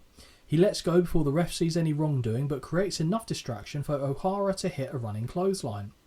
Big powerbomb and jackknife pin by O'Hara, only gets 2. Best move of the night so far, Yeah. comfortably. He whips Tenzan into the buckles, but charges into a big boot, and now Tenzan is on the second rope, from where he connects with a double Mongolian chop. Yep. Tenzan with a brutal-looking Michinoku driver variant. He then heads up top and connects, and I'm talking, he nearly plants him headfirst into the canvas. I'm like, I didn't shit. like that at all. He then goes to the second rope. Done that. He heads up top and connects with a diving headbutt that earns him the 1, 2, 3. The commentators say that technically NWO are 2-0 on this broadcast, with the first match of the night being overturned. So, well, there's been 3 matches. But I guess the second one didn't have an NWO rep. But, no, not really, because they said Louis Spicolli came over as being Hall's friend and the NWO commentator. So I'm counting that as 2-1. Okay. I don't care. No, I must couldn't care stress, less. I don't care. Okay. But if we're keeping score, let's keep score right. Okay. Holly, what do you think of this match? I don't agree with my... okay, carry on. It was short. Shortest so far, I think. Was not very entertaining for me. The comments I've put are that guy, the commentator guy, is it Mike? What's his name? Tenay? Thank you. Actually tells you what's going on, which was quite nice. That was quite The refreshing. professor. But I can't give points to the match for commentary because, I ain't fucking anything to do with them. No, yeah. And actually, this is where I bring up my point of saying, okay, so I scored it 1 out of 5. And this is where I first went, cool. So every single match is going to finish before it should actually finish. To me, they're all rushed. They're so rushed. Do I care that some of them are rushed? No. But take them out. Take them out. Don't need them all, in my humble opinion. Well, that's the thing, because they had enough, but they've also... Okay, so to put it in a bit of context for you, you turn on WWF, they're doing the same thing. Yeah. They're doing snappy, because it's like funny enough, it's almost like it would work quite well now. It's like an ADHD generation, where it's like, next thing, next thing, next thing, next thing, next thing. It doesn't... But they're competing on like a quarter-hour basis. Yeah. So they're comparing each quarter. Okay, we scored this, they scored that. Who was involved? Who wasn't? Right. Okay. Boom. Next thing. So I do get it. Like I get they're trying to put a lot. They're trying to jam pack it, so there's a lot to see, because people don't want to be bored. However, and I can only speak for me. Yep. I have an ADHD brain. This does not work for me. But also, I'm not actually then caring about what I'm seeing, because I know everything I see is going to be a maximum of like 5-10 minutes long maximum. This is like 2 minutes long. It's not progressing anything, is it? No, it's not telling me anything. No. And also the matches mean nothing. It means nothing. And it feels like that. I'll give you that. This is a show where literally one match feels a little bit different, and it's the one the crowd don't care about. Okay. Which we still haven't got to yet. Okay. They cared more about this one than they did the match I'm referring to. Yeah. And I completely get your point. So I scored it 1.25 just because there were a couple of moves in there that were better than I'd seen in the others, but it still wasn't an engaging match. No. So I completely understand where you're coming from. When we return from the commercial break, we are shown footage of Ric Flair cutting a promo from Monday Nitro. Mm-hmm. Flair says, God bless Sting, who's the champion, but reminds him that the belt is red hot as everyone wants it. Bret Hart now makes his way to the ring, and it just doesn't look right to me seeing him in WCW. No. We get more comments on Bret Hart later on in the show. Okay. Ric Flair challenges Bret to say his catchphrase with him in the ring, which we see later in the show, and Bret duly obliges. Bret says if Flair doesn't agree, too bad. It's kind of got I'm cool. Mm-hmm. Everyone has to be cool in WCW. Oh, of course. Flair says he wants to take all the humour out of the situation, which was easily done, and challenges him to say it straight up that he thinks he's better than him. Mm-hmm. I will say the lightning transitions are bloody awful and really annoying in quick succession, because they were going... This is when I noticed that it was a continual thing. Probably because I'm pausing, writing something down. True, yeah. I'm pausing, hearing the next thing. So they're teasing that obviously Bret and Flair... And they've got a history. Yeah. Because who did Bret Hart beat for his first WWF title? Ric Flair, as he was leaving the company. Bret doesn't think Ric Flair's a bad wrestler. I've heard Brett be interviewed and share his thoughts on this. Yeah. And he said he thought Flair was fairly limited and formulaic in the way that he did matches, which I would argue most wrestlers get into a certain habit. Bret Hart was a great wrestler, fantastic wrestler. Same thing with him. You knew how he was setting up to get to his moves, and those moves hitting in the same order, same as Ric Flair did. So it's a weird criticism, I think, when you could argue that you fall into the same category. But I know they respect each other, but I do think that Bret's like, maybe he was a little bit, not overrated, but highly thought of more so than you'd expect, or he would expect. Bret tells Flair to do something about it if he doesn't like it, and the Nature Boy says he will, and just hopes that Bret won't get hurt along the way. Daddy. I knew you were going to pick up on that. Knowing how I feel about that, I knew you'd pick up on that. As Bret goes to leave, Flair pulls him back, but that is where the footage ends. Okay. Match time. Two people, Holly. You know. Yes. We get a juvenile-looking Chris Jericho. Yes. And an always old-looking Ric Flair. When I heard this match was coming, I was like, okay. Okay. What did you think? Like, bearing in mind the matches we've had, you're like, cool, Chris Jericho and Ric Flair. Amazing. Yeah? Give me something. Yes. Well, we'll find out if it did in a second. Well, we will, won't we? A very youthful-looking Chris Jericho makes his way to the ring, but sadly the network have dubbed over his WCW music with his WWE theme, which bugs me, as it was a play on Pearl Jam's Even Flow. Oh, okay. And it was really good. Not that his WWE theme wasn't fine, but I don't like them doing that. The cameras show us Raven and Perry Saturn sat in the crowd looking broody and mysterious or some shit. In the ring, Jericho grabs the microphone and says he is an embarrassed man, an ashamed man, and most importantly, a changed man. He says his behaviour over the last few weeks has been atrocious, and he isn't a snivelling baby as he has been seen as more recently. That's what we like. A man that can make an apology. This is what we like. Oh yeah? Is that a barbed comment towards me? No, not at all. Okay. Why would it be? I don't know, but What are you the way digging you at? said it, I don't know. Oh, no, I'm just making a point. I think it's quite nice. What, a man making an apology? Yeah, it's quite nice. Yeah. And you're right, women always admit when they're wrong as well, so... No, never. Oh, you didn't even... I love the fact that you absolutely fucking deadpanned and sandbagged me on that one. But we are where we are. Jericho says that the real Chris Jericho is a role model and someone you can look up to and put on a pedestal. He says he's sorry. He apologises to Dave Penza, whose jacket he previously destroyed, and he hands him a new one. He apologises to the fans in the arena and at home and says he guarantees it will never happen again. I bet you knew what was coming in this match. Did I? Did you not think, oh, he's definitely going to throw a bitch fit then?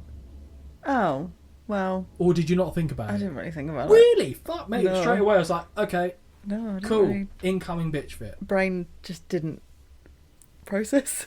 Fine, at least you're honest. The former 13-time world champion, at this point, gets a very nice pyro display as he appears at the entryway in a lovely blue robe. Standard. I must also give a shout out to Jericho's white tights as they also look very good. Yes. Although wearing white. Beware of stray poopies, is all I'd say. Shivani points out that Flair and Jericho have not competed one-on-one up to this point, so that's a fun little factoid. Heenan then leads the announce team in giving Flair one woo. The worst woos I've ever heard. And then Heenan goes, Tony, you were completely off there. And Tony goes, I didn't do it. It was you two, which I thought was actually very funny. Were this a pay-per-view, I'd be really looking forward to this one, but we shall see how it plays out. So I was already aware that all the matches were going to be short. Yeah. Bell sounds, and after they briefly circle, they lock up. Flair marches Jericho back first into the buckles, but does give him a clean break. He woos as he steps back to the middle of the ring. Side headlock by Flair, who is shoved to the ropes, but he drops Jericho with a shoulder tackle. Leapfrog by Jericho and a drop toe hold to the Nature Boy. Jericho with a side headlock, and now he is shoved off and shoulder tackles Flair. Nature Boy attempts a hip toss, but this is countered into a monkey flip and followed with a spinning back kick and drop kick. Nice. Yes. Corner whip, and we see Flair go up high off a back body drop. You see how now you mentioned the yes, funny now landings. you mentioned. I did write it down actually. That now you've mentioned it to me, I now see it. Yeah. Yeah. There's nothing wrong with it per se. No, but it's just now I notice it. It almost looks more painful. Yeah, when it he does. does. 'Cause he tries to land on one side rather Yeah. than the. Surely it's the flattest and most surface area that you'd want to hit. But obviously, he's the one that had a broken back, so don't know why I'm trying to make suggestions. And Christ knows, I hope he doesn't take any more bumps like that in his life. Nature Boy has done that. Nature Boy, brilliant. Ooh. Corner whip, and we see, no, we've done that. He hits the canvas and is immediately favouring his ankle off the back body drop. As Jericho moves in to check on his condition, the dirtiest player in the game pokes him in the eye. Boo. Normally I would boo, but that was good. I mean, it works, but still. The fans begin wooing, which Flair returns before he casually walks back up to Jericho and pokes him in the eye again, which I cheered. Yeah, it's quite amusing. Because when you saw it, I was like, Holly's going to say boo. Yeah. And I was like, actually, I like it. Oh, and yeah, then I the didn't- second one, where I was like, okay, he's done that. No, bang. Have Yeah. that. No, really good. So there are two people that I do not mind the poke in the eye. Yeah. Flair's one of them. Yeah. Piper's the other. Okay. Piper was very funny with it, where someone could be wailing on him and he just goes, bing. Okay. Fine. Tell you someone who else did it a little bit, and doing it now, I don't mind it too much because it kind of works for his character. And I'm going to give someone a compliment that you like. Oh. Randy Orton. Okay. He's the closest Yeah. that I don't mind doing the little eye poke. Okay. There you go. As Jericho, we've done that. The Nature Boy Butcher's counter is open with one specially cut thick chop. Jericho counters a back suplex attempt into an O'Connor roll, but Flair holds on. Clothesline by Jericho, and he hits a chop of his own. Corner whip sees Flair run way faster than the motion would dictate, and he goes like he's full on sprinting, and Jericho's barely done it so far. Did you see that Yes, as well? I did. Mental, absolutely mental. He goes up and over onto the apron, only to be met with a second rope springboard drop kick by the Canadian. Don't know why I specified his nationality there. Jericho suplexes Flair back into the ring and finds no water in the pool on a lion salt attempt. Flair tells the ref to check on something in the crowd before casually dropping to his knees and uppercutting Jericho in the family jewels. Corner chop and punches by the Nature Boy, and a second big chop drops his young opponent. Flair punches and stomps on Jericho and takes him back to the corner to unload with more chops, but Chris reverses and fires back with a series of chops of his own. Second back body drop off a corner whip by Jericho, who quickly follows up with a low drop kick to Flair. Up top, and Jericho connects with a leaping back elbow, which gets a 2 count. Corner whip by Jericho, but he is elevated up and over on the charge, but does connect with a forearm from the apron. Back to the top, but Jericho misses a missile drop kick attempt, allowing Flair to connect with an elbow drop. Figure 4 leg lock time, and Jericho taps in submission almost immediately. As was to be expected, Jericho has a meltdown as he kicks the rope, and he does indeed then tear the second jacket off Dave Penza as he continues his tantrum. Of course. Holly, what do you think of the match? Oh, this is one of those that I'm annoyed that it was short. Like, been off the match before it and have this, the length of both of those. Don't disagree. And that is what annoys me, because this was the best match so far Agreed. for me. So, yeah, I gave it 2.5 out of 5, purely because, why are you shaking your head at me? What have I done wrong? Towards Are you the top. Showing me your phone. Oh, 2.5. Oh, wow, I'm impressed we're similar. Yeah, I mean, if you're not matching Dave's scores, you're matching Oh, mine, so no. you're right on form. It's just the time. Like, at least that had good content. Actually, some wrestling in there, which was quite nice. I agree. And Yeah, I I just agree. wish it was longer. Told a little bit of a story. Yeah. And a story that I wanted to actually read. Not the, Lex Luger's going to hit Randy Oh, Savage. yeah. I don't care. No. I don't care. No, but I enjoyed that. I also gave it 2.5 stars. Straight into another match. Could you believe it? After all the segment, I know. now we get, is it 3 matches, one after the other, I know. pretty much? And we get Meng with Jimmy Hart versus the Giant. Holly will be livid at the sight of Jimmy Hart, although in a pleasing development, I can't see a megaphone. Yep. Holly, I'd assume that you recognise Meng? Yes, I did actually. Haku? Yeah. Okay, excellent. But I only recognised him because if there was... Oh, what? I don't even know what it was, but we watched them and there was a tag match with the Rockers. That's where I recognise him from. There was Oh, a him Mania. and Haku and Barbarian. That's where I went. I know this face. I know this face. Not from teaming with Andre against Demolition. No. Okay, fair enough. Third time I'm coming to you, Holly, in a row. Do you know... That sounds bad. Do you know... Coming to you in the conversation, Yeah, not okay. coming at you. Sure thing. Do you know why the Giant didn't have entrance music in WCW? No. Because he was billed as being the son of Andre the Giant, given the eighth wonder of the world didn't possess entrance music during his career, the powers that be thought it would be a good idea to do the same for the Giant. Oh. Lovely bit of pyro for the Giant as he raises his arm at the entryway. The bell sounds and Meng immediately begins throwing chops that the Giant no-sells. Off the ropes and Meng hits a clothesline that barely moves the big man. Second time off the ropes and Giant hits an excellent power slam. Excellent being the word. Mm-hmm. Giant sends Meng's nipple into the bleachers off a massive chop and whips him into the corner. Big back body drop by the Giant, who shifts his focus to Jimmy Hart, who has Yay. climbed onto the apron and, like a child, Giant lifts him over the ropes high into the air and plonks him in the ring. Good. Meng closes in on the Giant, who casually throws a thrust kick his way before press slamming Jimmy Hart at him with complete ease. I'll give WCW some credit here. Parts of how they booked the Giant made him look like a world beater. Yeah. I thought it was like, okay, fine, I get it. Meng tries to push the Giant away but finds himself whipped into the buckles. However, he does manage to avoid the corner splash. Meng starts to kick away at the legs, trying to chop the Giant down to size, and he throws some chops in for good measure.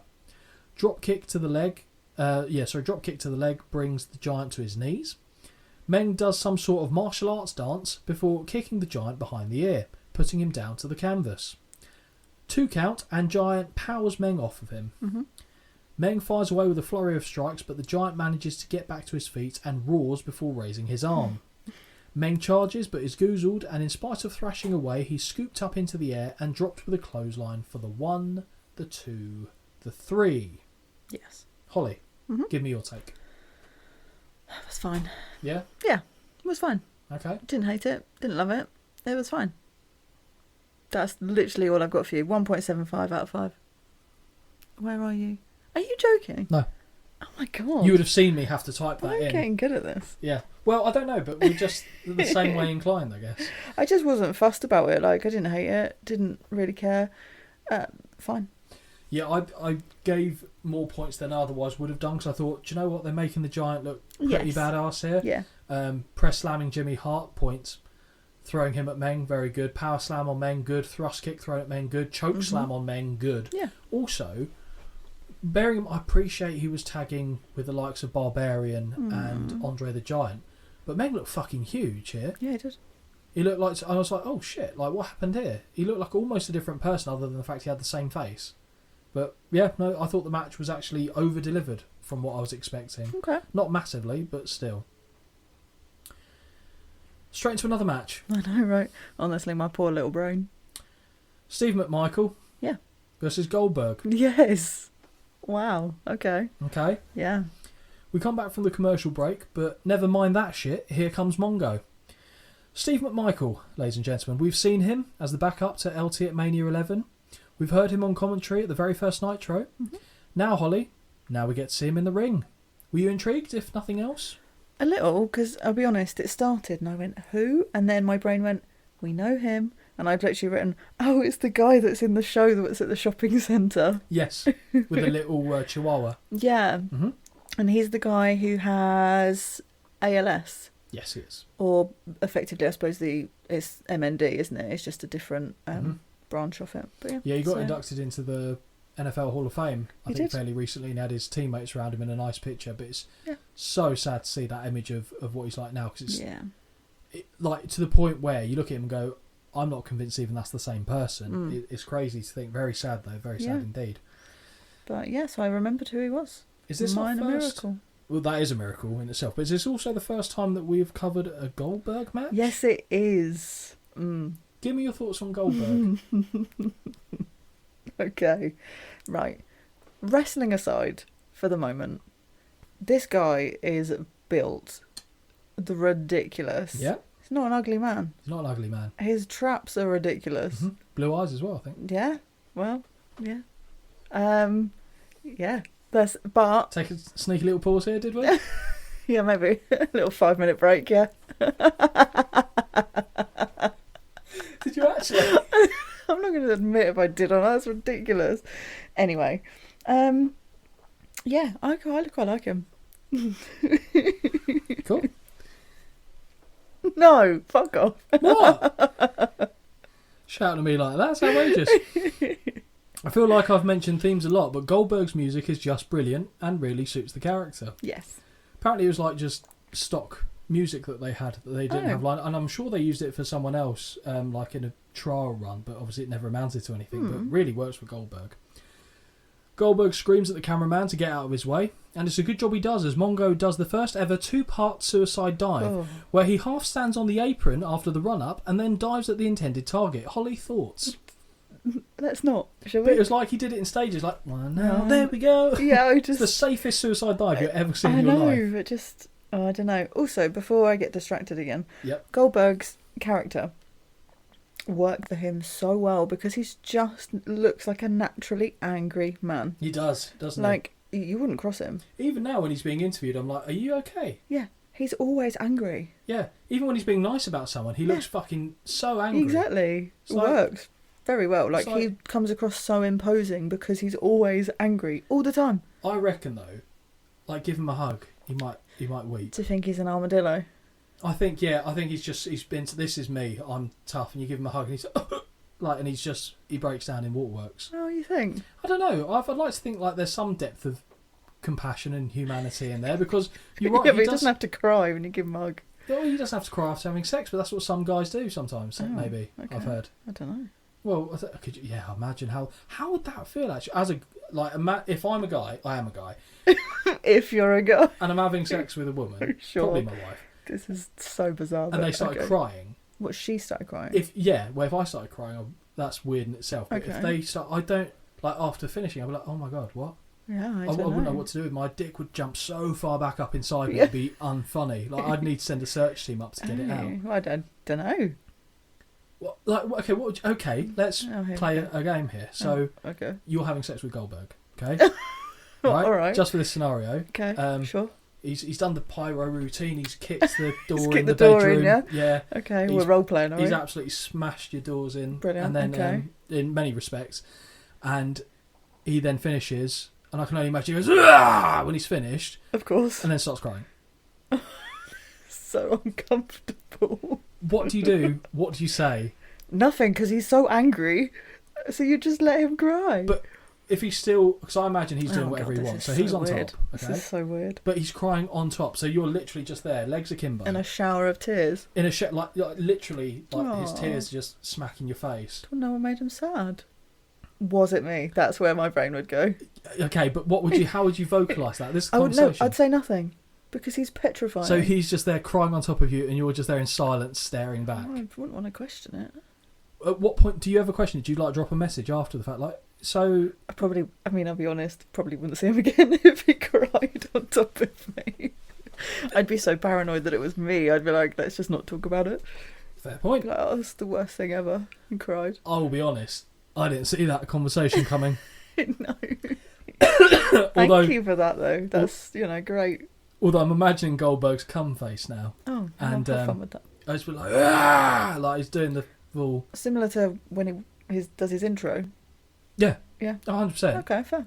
Yeah, and then I wish people could just see the face you just did, but yeah, sure. Hey, that's for all you know, that's mine. Grunge Billy Kidman is showing a sign as Mongo grabs Goldberg and looks to drive him face first into the apron, but this gets blocked and McMichael eats it instead. Whip reversal sees Goldberg take a brutal-looking header into the steel stairs, in fact. And I don't know why, but Goldberg really puts himself in positions of, like, stop knocking yourself out, please. Mm-hmm. Like, just stop. Just head first into everything. Head first, he's knocked himself out he's cut himself open on a door. I'm sure on a wall he's knocked himself loopy. Ring post he's knocked himself loopy. And it looks like steel stairs. But although for the rest of the match he looks fine, so I assume it was alright. Mongo shouts, "Look what he can do," to this big boy. And he re-enters the ring only to be stomped on and then gorilla pressed into the air before being caught into a power slam. Yeah. Very, very impressive. Isn't it just? Short arm shoulder tackle sends Mongo back down to the canvas. Rolling knee bar by Goldberg almost looks very good were it not for his end positioning and how little McMichael looks to be in discomfort as he reaches for the ropes. He looks like he's bored. Yeah. Just grabbing for the remote off his missus who's fallen asleep whilst watching a film. Agreed. Back to his feet, or back on their feet, and McMichael kicks at the leg twice and follows up with a chop block. Second rope diving clothesline from McMichael only gets him a 1 count. He drops into the 3-point stance and charges, flipping Goldberg head over heels not once but twice. That was fine. Decent. Yeah. Goldberg went for the ride.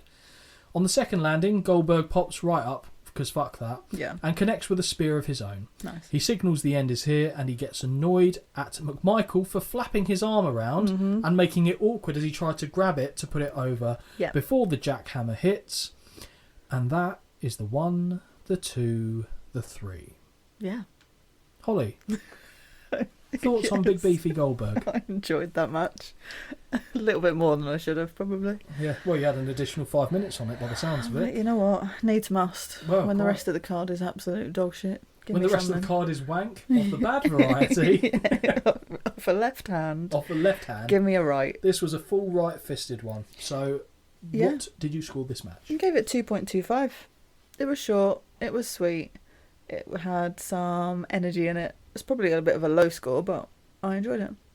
Why? That was a low score. Oh, you think that's too high? 1 stars. Okay, one stars. All right.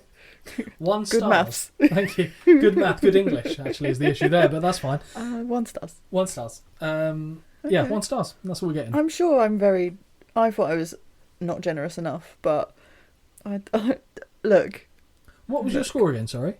2.25. Okay, so not higher than Flair and Jericho. No, don't be silly. Oh, yeah, that's silly. Yeah, Most of those points are for Goldberg's traps alone. Jesus. Well, I can't argue with that logic, I guess. Yeah. I thought it was a bit uncomfortable. There wasn't really a lot to it. Yeah. It was okay. Like, 1 star makes it sound like I hated it. I didn't. I just didn't care for it. Fair. Straight in to another match. Yeah.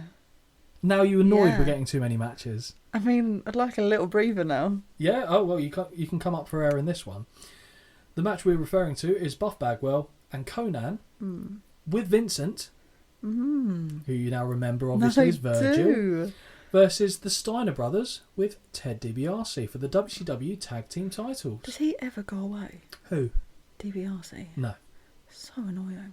He then got his son involved in the business as well. What a prick.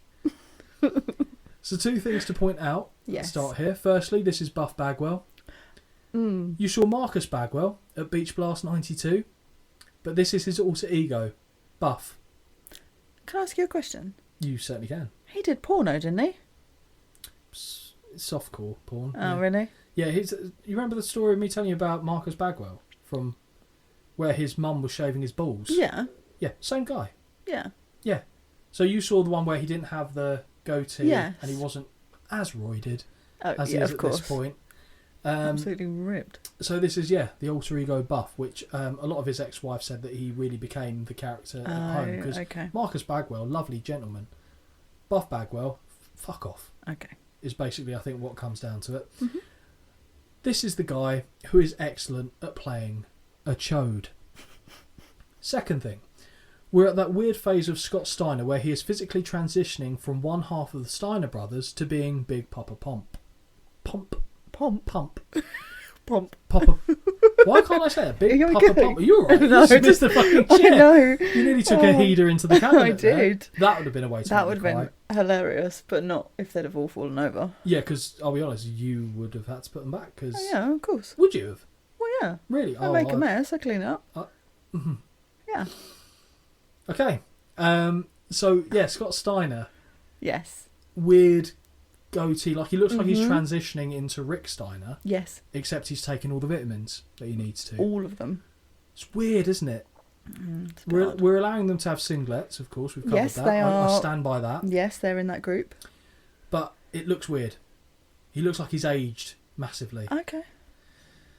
When all men are in the ring, the NWO... I'm going to read this back because I've put the wrong emphasis on this.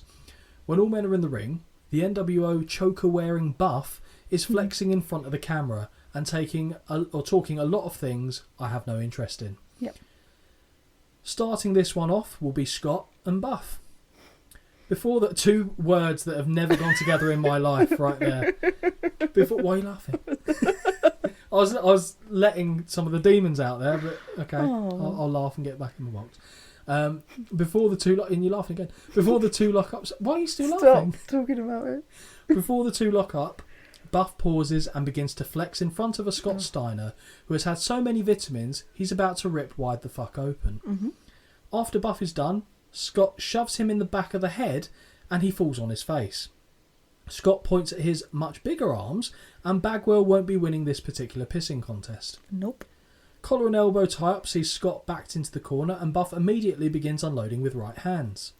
Double reverse hip toss results in Scott taking the ride and Buff poses once more in his direction with a huge shit-eating grin on his face.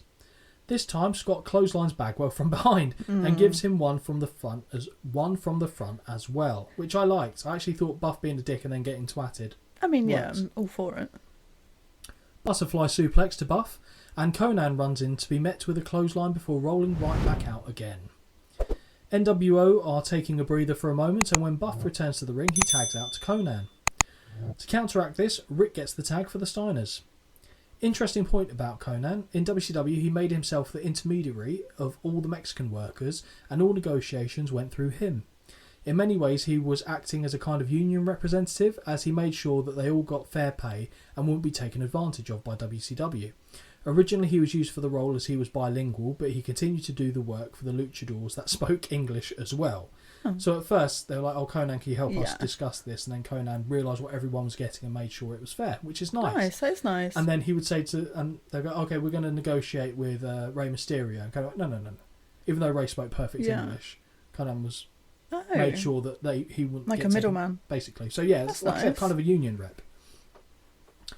Rick begins clubbing Conan until he hits the deck. He scoops him up over his shoulder and runs him gut first into the buckles. I really like this as you don't really see anyone do it. Yeah. It's a cool move. And also looks like it would fucking suck at the rate Yeah. that... Imagine Bron should take this. Yeah, he should. I don't know if I've seen him do it. Maybe he has, but this is a move to take. Mm-hmm. And do it safely, please. Mm-hmm. Really obvious whip reversal sees Rick run into the forearm of Buff from the apron, and Conan capitalises with a leaping clothesline. Scott comes into the ring, and instead of attacking Conan, which he would have had ample time to do, he instead goes to plead with the ref, who is distracted by Vincent. Bagwell, the legal man, and he goes for a swinging neckbreaker that Rick falls down for before Buff has jumped into the air, and I am literally laughing as I type It's so this. bad. It's so bad. Because Rick's expecting the turn and fall. Yes. Buff gave him the turn, stop, jump. So the jump, Rick's like, I'm falling. Yeah. It's so shit. It's comical. So and shit. they say wrestling's fake. I don't believe it. Not having it. Shit. But honestly, I was really laughing seeing this. If anyone hasn't seen it, treat yourself. It's worth a watch. Yeah. Treat yourself. Bagwell stamps... that still gets a near fall, by the way. That. Bagwell stamps away before body slamming Rick. He climbs the ropes and jumps right into an overhead belly-to-belly suplex. Scott and Conan both get the tags, and Steiner is clotheslining anything that's moving. Overhead belly-to-belly throw on Conan gets a 2 count. Rick is still in the ring and punches Bagwell to the outside before climbing the ropes. Rick is waiting for the setup for the Bulldog, but instead, Scott sits Conan in the opposite corner and hits a Super Frankensteiner to get the 1, the 2, the 3. Mm-hmm. The Steiners retain their titles, but something appears to be off between the two brothers. Ooh. Maybe they're teasing to one of them potentially joining the NWO down the line. And I'll give you a clue which one it is. It's not Rick. Holly, what do you think of the match? What did you give it? Why have I scored it this? I gave it 2.25. What did you give it? 2.75. Oh, generous. I think it's because I liked watching Buff Bagwell get clotheslined when he was flexing. It tickled you, huh?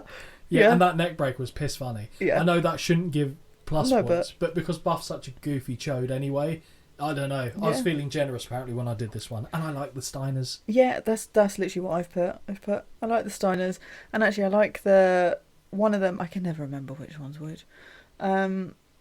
Rick's got the headgear. Him just looks menacing the whole time because he's smiling. Mm-hmm. I love that. Bloody love that. Because he's smiling, he looks scary. Yeah, because it's not like a happy smile. It's like a Yeah. I'm going to kill you. I just enjoy it. Okay. So yeah, I was alright with it. Yeah, I'm really surprised with that score I gave it, but there we go. Now, Holly, talk about giving your stuff. We're now taken back to a quick advert for a promotional consideration. Yay. A black and yellow attired Randy Savage appears out of the ether in the ring and is holding 2 boxes of Slim Jims, and I think we know what he tells us to do here. Snap into a Slim Jim! Oh yeah! I love it. I don't know what the fuck he says before that. Oh, He no. says snap into a Slim Jim. He doesn't do the oh yeah, I've added that. But the bit before, he goes, oh, Slim Jim! I don't know what you've said, you've just grunted. It's fine. Imagine... Okay, you're fucking Randy Savage. Oh, God. Who makes weirder noises upon arrival, Goldberg or the Macho Man? Oh, all day, surely it's got to be Savage. Could you imagine him just talking, oh, I like it, oh, yeah. With oh, the hand action as oh, well. yeah. Like he's playing an imaginary The piano. flute. He's doing oh, like yeah. it, is it flute? Yeah, it is, yeah. isn't it? Yeah. Yeah. And you're playing his flute at the time, so he's doing all the noises. But seriously, Brilliant. you're thinking he's definitely going to be more vocal. Oh, he's definitely a screamer, surely. Yeah. Surely. I like it. Oh my god. Wow. Oh, Wow. do you reckon there's like a video out there of someone pretending to be Macho Man in porn? Probably. I'm not going to look for it. Why? What? Have you? No, I'm. Oh, I well, want you I'm to, not because doing. I'm not going to. not going to do it. Holly, you're My the algorithm research. is fucked already. I don't want to research that. Well, don't look at it on YouTube, for God's sake. That'd be God. weird. So we get a bit of classic Randy. The cameras return us to commentary, where Tony Schiavone informs us that Scott Steiner has had a fine levied at him. More to come on that one.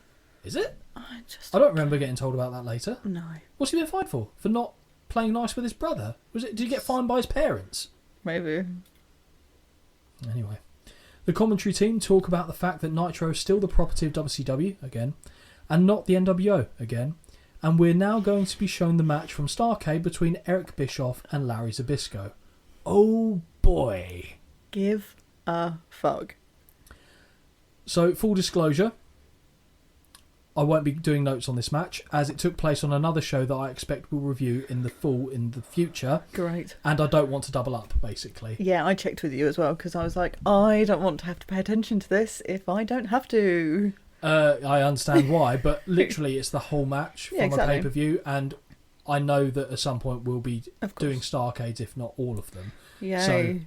So, I'm excited. no, there'll be some bits from Will Starrcades there? you like. Towards the end of Starrcades, you will want to be dead. Oh, good. The last couple of Starrcades, holy shit. Okay. Fuck. My God. Okay? So brace yourself. Not even because, like, it's just a lot of dumb shit. Like, Right. it's not just, let's say, WrestleMania 4, where it's a tournament, we're seeing the same. Like, there's a lot of just stupid, you go, why am I seeing this? Okay. So brace yourself. We're away from that. Yeah. We're quite a distance away from doing that, so you're fine. Holly, have you heard of Larry Zbyszko before? No. Larry Zbyszko worked for the then WWF and was considered to be the protege of Bruno Sammartino. The two men would go on to have a very heated feud when Larry turned on his mentor and would go on to challenge him for the promotion's top title at Shea Stadium on 9th of August 1980 in a steel cage match in front of 36,295 fans. Sammartino would wind up victorious, humbling his former student, and their interaction after the match was incredibly awkward, as the beaten Zbyszko raised Bruno's hand, only for the champion to hit him. Larry would later go on to work for Vern Gagne's AWA and would become their champion on 2 separate occasions. So, I don't know if we'll ever cover that show, because I don't think the show's on the network in its entirety. Maybe we'll be able to find it on YouTube.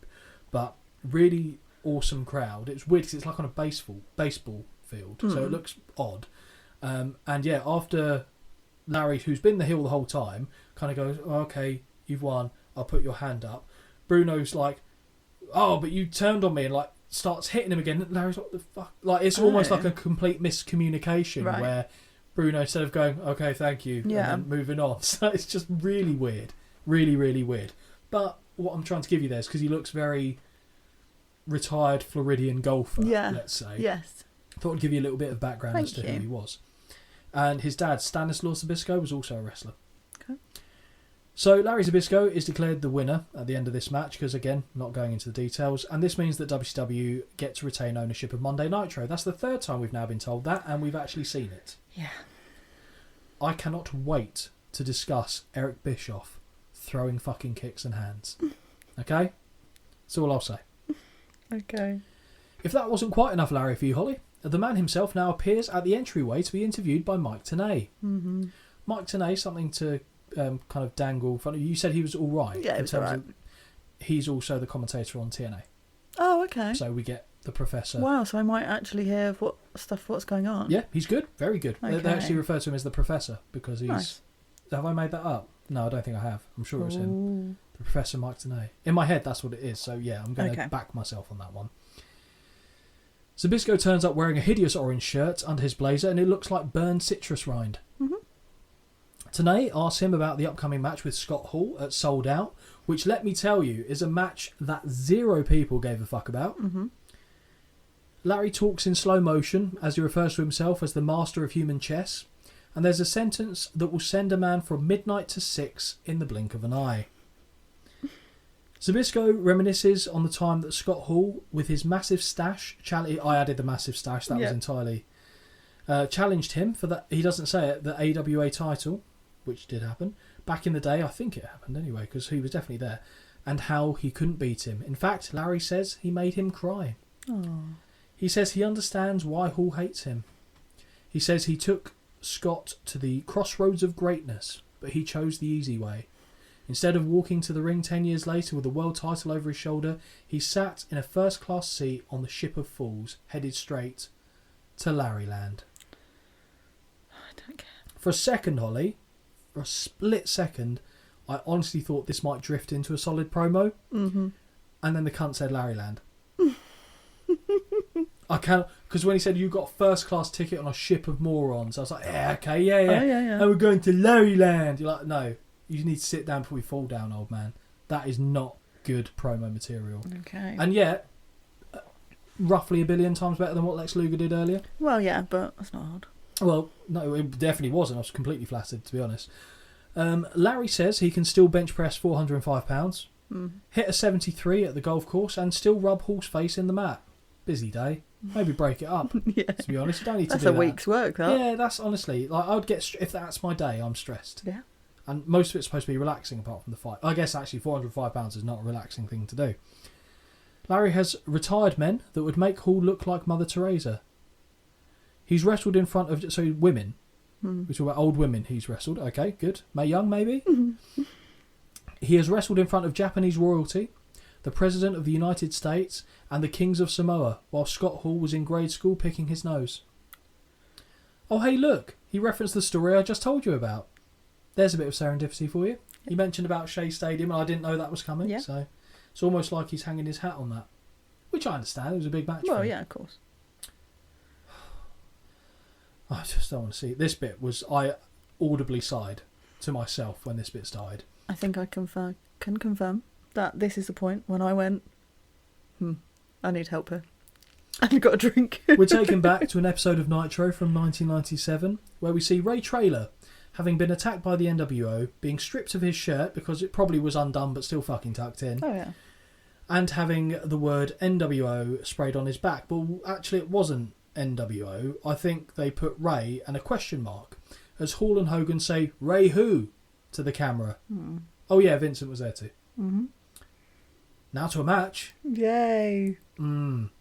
Holly. Well, no. Scott Hall versus Ray Traylor. Thank you. Holly. Yeah. What do we think of Scott Hall's look here? I like it. I'm sorry, I'll go to bat for it. I like it. He looks older. And do you know what? I'm not mad at it. Silver Fox in the tash and beard, like that area. He just oozes like Machismo? so much like confidence and cockiness. It's hard to hate him. To me, he looks to have aged 10 to 15 years in the past 2 to 3. Okay. I don't have an issue with the Silver Fox thing, but I like attribute it. that to alcohol Right, okay. and his heavy drinking, which became As a in real just him issue. looking older. Yeah, okay. I think that aged him more. Yeah. And I'm not saying it's necessarily a bad look, but because it happened so quickly and I know what was happening in the background. Yeah, see, I it obviously taints don't my think about opinion. that when I don't Yeah. think about it when I watch this stuff. Oh boy, here comes Ray Traylor in a cut-off sleeve black t-shirt. He looks like a southern dad who's just walked in from a truck stop diner. Ooh. I wonder if he had a chili dog. Oh, I'll tell you what, there's a man right here who's had a fucking chili dog or 7,000 in his day. He could tell you all the good spots. for him. He could tell you different types of chili. Ooh. I reckon he has a chili recipe. Well, he does now, he's dead. But I reckon he had a chili recipe that was probably pretty good. Yeah. Yeah, I think so. I will say, outside of the little red pants, Scott Hall's gear's pretty decent. Yeah. But the red Oh, pants I like. No, I like the pants. written. Well, it's just Hall written on it. It just looks a bit that's all crap. right. The bell sounds as Trailer enters the ring and he closes down with Hall. The outsider throws his toothpick at the former correctional officer from Cobb County, and he finds it so funny that he just stands there chuckling It to did himself, actually make me chuckle wetting himself. because it's so ridiculous. It seems to have just caused Trailer to have a tantrum because he starts stamping his feet like he's been told he can't have cake, which he might well have been told backstage, to be fair. Where does he go from there? I couldn't tell you because have I written notes on this match? No. Yes, I have. And he shoves Hall to the canvas when they lock up. Quick boot to the gut from Hall and a couple of short shoulder blocks follow. Amateur takedown by Hall, which surprised and pleased me equally, and he now has an arm lock applied, from where he repeatedly paintbrushes the back of Trailer's head. Fine. Ray stands up and fires free with a right hand. Oh, fires his way free with a right hand. Yes, he did. Face first into the buckles goes Hall, and whilst Trailer might not bring much to the table, he does treat us to some Sesame Street punches in the corner. Yay. Good man. Corner splash connects off the whip, and Trailer just bulldozes Hall to the canvas, causing him to roll to the outside for a breather. Ray is in lukewarm pursuit, because I'm not saying hot pursuit, and sends Scott face first into the ring apron before returning him to the ring. God damn it, Ray. He's now applied a bear hug. This is right. I mean, we know I don't like these anyway, but to apply one to a man that is so tall just looks stupid. And what I really liked about it is as he was thrashing Scott Hall around, he looked like he was in some sort of R. Kelly, I Believe I Can Fly. Yeah, arms are loose, arms like akimbo, head back. slow motion. Yeah, ready to go. For sure. And however, as Hall is thrashing round in the clutches, he unintentionally catches the ref with his right hand. Yeah. Trailer breaks the hold to check on the ref before retrieving Hall, who was looking to walk away. As he spins him, Hall connects with a really good belt shot to the head that levels him. Brilliant belt shot. Yeah, very good. Fantastic. They return to the ring and Hall makes the cover for the 1, 2... Nope. Trailer kicks out, although I wish he hadn't. Right hand from Hall whips Trailer into the buckles and follows in with a clothesline. Second whip is reversed, but Scott gets the boot up on the charge before climbing and connecting with a second rope bulldog that earns him a near fall. Hall briefly questions the count before choking Trailer with his boot over the ring apron. Scott heads to the outside and retrieves a chair, but we see Zbyszko is at ringside, and Hall drops the chair, enters the ring, and beckons the living legend to follow. Larry climbs onto the apron, and we can see the full unabridged horror that is Zbyszko's shirt. Thanks to this distraction, Hall runs right into what was formerly known as the Bossman Slam, and we get a 1, 2, 3. Trailer wins by pinfall. Thoughts on the match, Holly? Oh, Your boy lost. I know. I honestly, actually devastated by that. I think, obviously, because all the matches are very like go, go, go, they finish well early. And actually, I wasn't hating that match until the guy came out and got... Bear hug?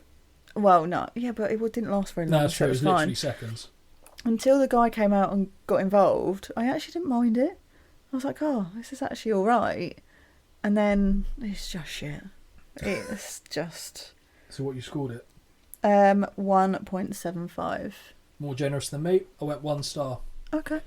Just because I was getting bored of interference finishes at this point. I'm trying to remember a wrestling move in the match. I liked Hall's amateur takedown where he kind of had the wrist ducked over and took him over. Decent. The finish spot even was crap because Trailer didn't get him up properly.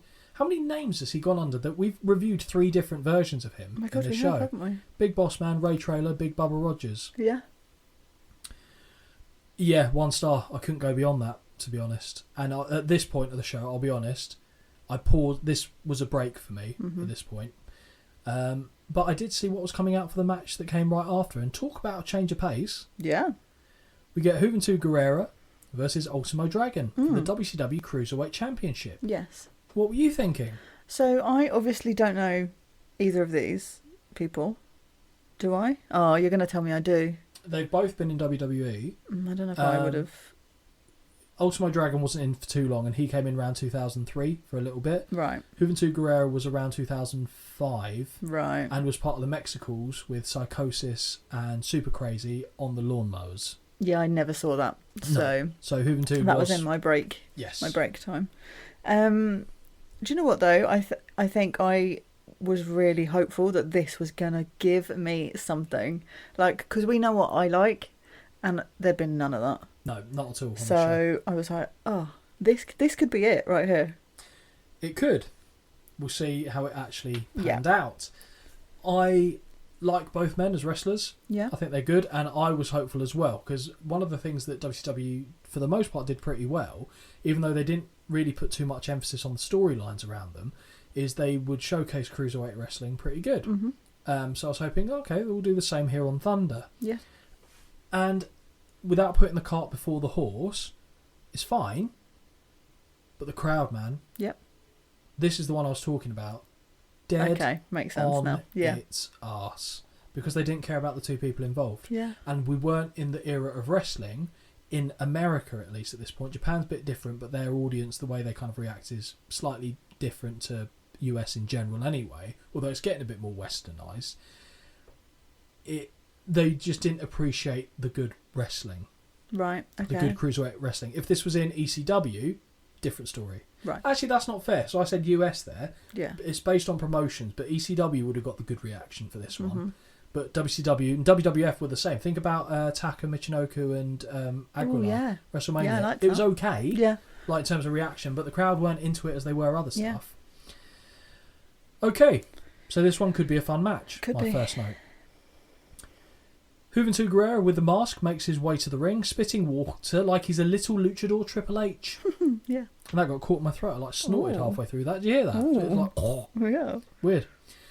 We are shown footage of how he earned his opportunity on Nitro after hitting a 450 splash on Psychosis. I don't mind that. Yeah. That's fine. Makes sense. Now it's time for the champion to make his way to the ring. To me, I always thought Ultimo Dragon's gear was really cool when I was younger. Mm-hmm. And I haven't really changed my perspective now as an adult, if I'm honest with you. It's just a cool, different look. Yeah. On commentary, we're informed that Scott Hall has been issued a fine of $5,000 for hitting the ref in the match that preceded this one. And Which I is thought, stupid. but it was an accident. Exactly. Like, I mean, don't get me wrong, if he'd done it on purpose, which Yeah. I thought maybe it was meant to look like he did it on purpose, they're like, well, we're going to fine him, so we still have to say that's what's happening. And surprisingly, to me, this is the match I put Mike Tenay on commentary, not the other one. Yes. I don't mind him being on both, but this is the one he should have been on for me. Mm-hmm. The only reason I can assume he wasn't is because he then starts getting involved in doing a lot of interviews and running around, so maybe they just didn't want to push it time-wise, let's say. The two men lock up, and Dragon finds himself backed into the corner. They switch positions, and we get a clean break. Second lock up and side headlock from Dragon, who is pushed to the ropes, but shoulder tackles Juvie, I knew I was going to say that, Hoovy to the canvas. The luchador kips up and instructs Dragon to hit the ropes once more. Drop down and leapfrog by Guerrera as Dragon rolls through the ladder, blocks a kick and hits a leg sweep to bring Hoovy to the canvas. At this point, I was like, ooh, okay, I'm here. Yep. Running elbow drop misses the mark and Hoovy follows with a satellite head scissor takedown. Guerrera heads to the apron and connects with a springboard heel kick, but hit more with his back than anything, if I'm honest. Wasn't the only time that there was a slight little miscommunication. No. Still gets a 2 off the cover though. Hoovy opens up a luchador butcher's counter as the chops are offloaded. Whip to the corner, but Air Hoovy finds nothing but, well, air as Dragon moves out of the way of the corner splash attempt. Kicks in the corner from the champion, and Holly, something worth noting about Ultimo Dragon here. You may have heard at some point on commentary over the years a moonsault from the middle rope to the outside referred to as an acai moonsault. Mm-hmm. This man is the reason. Ultimo Dragon popularised the move, and his real name is Yoshihiro Asai, hence the name bestowed upon the move. So he's the one that popularised it, and even though he always went under Ultimo Dragon Yeah. and stuff, so he did a lot of work in Mexico as well. With his look, it kind of makes sense that he would. But yeah, Asai Moonsault is his. Dragon pulls Hoovy back to his feet after nearly kicking his head off in the corner, and he unloads with kicks going from back to front and from low to high, resulting in a spinning back kick that time to the chest, which is something you might notice with Tony Schiavone on commentary. He had a habit of saying a couple things, and this will probably make you tune into him now on commentary. He'll say, "Okay, fans." He's always saying fans to people and referring to them, which is I don't particularly mind. Yeah. But he'll say, "Front leg back kick that time, fans." And he got interviewed and asked about this. He said, "Why would you say stuff like that?" Yeah. And he said, basically, it was what Eric Bischoff had referred to it as once, so that's what he called it. But I always thought it was just, I don't quite know what to call it, so I'm going to make it up, and it just sounds mental. So you might notice him saying that kind of stuff now going forward. Corner whip sends Hoovy to the buckles, but he avoids the handspring back elbow and seats the champ on the top rope instead. Hoovy joins him up top and unloads with some super Sesame Street punches. Yay. My guy, am I Yeah. right? But gets lifted and dropped nuts first over the top cable. Have you noticed the ropes are different here? Very taut.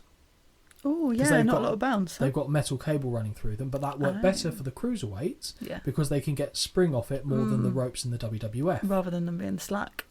Correct. Dragon pushes the challenger to the floor before taking flight with a misjudged Asai moonsault that barely connects, and Dragon looks to have hurt his leg on the landing. At first I thought, what are you doing, Hoovy? And then I thought, actually, Dragon didn't get any distance on that. He nearly hit the apron. It's kind of like he jumps off, but somehow circles back. Yes. On like a boom, effectively like a boomerang. Pretty much. And it just looked. First time I saw it, I just went, "Oh!" And then they show it again. I'm like, "Oh no, that looks horrendous." It looks awful, but Tony did call it an Asai moonsault, so it wasn't all bad. Mm-hmm. Back into the ring they go, and Hoovy counters a whip, looks to backdrop the champion, who just about lands on his feet after twisting in the air. That was cool. Yeah. We get several standing switches until Hoovy lands on his feet perfectly from a German suplex attempt. Very well done. Duck of the clothesline from Dragon, who releases Hoovy on the second German suplex attempt, causing him to land for a count of 2 after hitting high on his shoulders and neck. Mm-hmm. Yes. I could tell that you flinched on that one. Just a little. The crowd couldn't be more quiet if they tried. Yeah, it's such a shame. It really is. Because it takes you out of it as well. Yeah. Like, unquestionably, apart from that mishap, best in-ring action in my opinion. By far. Even though I gave that tag match more, I do think I preferred Flair and Jericho. Mm-hmm. But there wasn't much in it. But for me, this was like, oh, okay, cool, this is going. And the crowd just... Don't care. No, not at all. 0 fucks were given, it's fair to say. Where are we here on the notes now? Okay, the champ seats Hoovy on the top rope and opens up with some chops before joining him on the perch. I believe he was going to go for a spin into a Super Hurricane Runner, but Hoovy ducks his head, so Dragon lands on the canvas and then he gets kicked away. Hoovy then takes flight, but is caught with a drop kick to the midsection on his way down, which was cool. Powerbomb is countered into a DDT by Hoovy, who follows up with a version of a Hoovy driver, which is kind of like a Michinoku driver. Mm-hmm. Again, looks quite ugly the way he lands it. Up to the top rope, and he connects with a 450 splash that lands clean for the 1, the 2, the 3. And we have a new WCW Cruiserweight champion. Holly, what do you think? I really enjoyed it. I personally could take myself away from the fact that the crowd was dead, because I'd already cut off listening to the crowd and commentary by this point, so it didn't really matter to me. I gave it 3 out of 5. Best match for me by far. It gave me what I like. Mm-hmm. Yes, there's a few parts in it which are ugly. Mm-hmm. And I've literally just put, do you know what? Give me that for a lot longer and take out some of the other shit that I've had to watch. That's what I would like. So I gave it 2.25, which, and I think I docked it down because the crowd, and also the couple of missteps, including that moonsault, which was uncomfortable. There was nothing bad in the match apart from that. When I look back, if I isolate it, because it's difficult because you go through emotional rollercoaster. It sounds ridiculous, but it depends on how you feel at the time when you're watching the match as to how you'll rate it. So taking myself, if I extrapolate myself out of the situation and review it entirely neutral based on, I know this match, then this match, this is probably deserving to be joint top out of the matches we saw on the card. Not because it was the most, it was the most athletic, but I don't automatically then grade that higher than others. Yeah. I enjoyed the Jericho Flair match from what I saw, and that's not the same. But It was decent. It was Yeah, decent, and it was enjoyed slim it. pickings on the show for decent matches. And this is why I don't think Tenay was on the commentary, because straight away, standing in the ring, Mike Tenay welcomes Bret Hart for an interview. Any music outside of the WWF theme for Bret is just wrong. Yep. And what we hear for this entrance is a disgrace. Awful. Also, Bret with no sunglasses is upsetting me. And oh no, what in the blue Thunderbomb are those fucking cowboy boots? They are blue. Yeah. Cowboy boots? Fine. Blue cowboy boots? No. Oh, you're not a fan? No, it looked wank. Oh, okay. And not a good wank. Oh. What do you think of this look? I thought it was alright. Like, it's odd to see him in his civvies, Yeah, it's civvies. Oh, God, yeah. but I'll be honest, I didn't care. Oh, wow. I just didn't care. I didn't care. I didn't hate it, but I'm so bored of listening to people talk. Just at this point, I was like, hurry up and finish this show. Like, I'm done with it. To be fair, at this point, we were in the final... It was close. Like, the light at the end of the tunnel was there. I want to say at this point, we're probably about 30 minutes, 40 minutes left. Yeah, and that's a long time. It feels it after you've been through the attrition of the first 2.5 hours, I'll give you that. Okay, Tenay mentions the announcement that Bret Hart vs Ric Flair will be taking place in the near future in WCW, and he even references the fact that Bret was a 5-time WWF champion. The Hitman mentions that what he says about himself isn't meant as a slight at anyone, as every wrestler believes they are the best within themselves, which I cannot believe is true for a second. Some do, sure. Mm-hmm. Think James Ellsworth thinks he's the best ever? Oh, poor guy. Just name out of a hat. Yeah, fair. Some do, I reckon, for sure, but at a certain point, they'll all have an ego to a point, but I don't think most of them are... I like to think most of them aren't deluding themselves to think I'm the best. But, because you've all got a part to play. Yeah. Anyway. Yeah, Bret says he has nothing but respect for Ric Flair, as a man who can win a world title 13 times. Bret says that he believes in himself, and that now he is in WCW, he will have to prove himself all over again. And whether it's Ric Flair or anyone else, he will not stop until he has proved that he is the best there is, the best there was, and the best there ever will be. As Bret starts his catchphrase, the crowd begin cheering as we see the Nature Boy making his way to the ring, causing Hart to trail off. As Flair enters the ring, Bret takes his jacket off and Flair mocks bowing at his feet, which makes Bret chuckle. Flair puts his arms around Tenay, or his arm, he doesn't embrace him. That would have been fine with that. It would have been something interesting. He puts his arm around Tenay as he talks with Bret. He says that he's been asked by 1,000 fans to hear Bret's catchphrase one more time while the two of them are in the ring together, because it's just that good, Holly. Flair says, put all of the wrestlers to one side and put him in his own category, and then say that saying one more time about coming around the mountain or whatever it is that you say, Bret. Bret says that he will say it one more time, and he will prove it one more time. As he says it, he pokes the chest of Ric Flair, who remains remarkably calm for a Ric Flair promo. The Nature Boy says that in the past 25 years he's heard some people say some very stupid things, but that this is the damnedest thing he has ever heard. Flair says that the first time Bret saw him, he was 14 years old, sat in the front row with a box of popcorn and dreamed of being as good as the Nature Boy. All the volumes in Flair's voice are going up. He's going through the octaves, or the volume control, I should say. Flair acknowledges Bret's family and his credentials, but says where he was working at the same time was a different level. Now Flair is shouting and takes his jacket off as he says he resents Bret saying that he is better than him and God, but especially the Nature Boy. Bret says, with all due respect, to be the man, he guesses he'll have to beat the man. He looks to take his leave, but Flair grabs him by the arm and pulls him back. The Nature Boy reminds him to be the man is one thing, but to stay the man is a whole other ballgame. Wasn't this what they just did on Nitro? Yes. It's exactly the fucking same. I get it. They're two big names. As in, I get having them feature, but we've seen it. It's a carbon copy almost. We've seen it. And even if it was done on Nitro, don't show us the replay of it and then show us the same thing. Agreed. You can pretend like it's like, oh, they had an altercation, now they're having another one. But it's effectively the same thing. Mm-hmm. Except this time now they've got a match. Yeah. That was it. I love both men as professional wrestlers, but no. And again, that's another person who I felt like after a while they realised basically what Vince said to Bret was right. He said WCW won't know what to do with a Bret Hart. Right. They didn't. Mm-hmm. And he was just there as one of many people, not there as Bret Hart. And after a while, I think you can see that in Bret.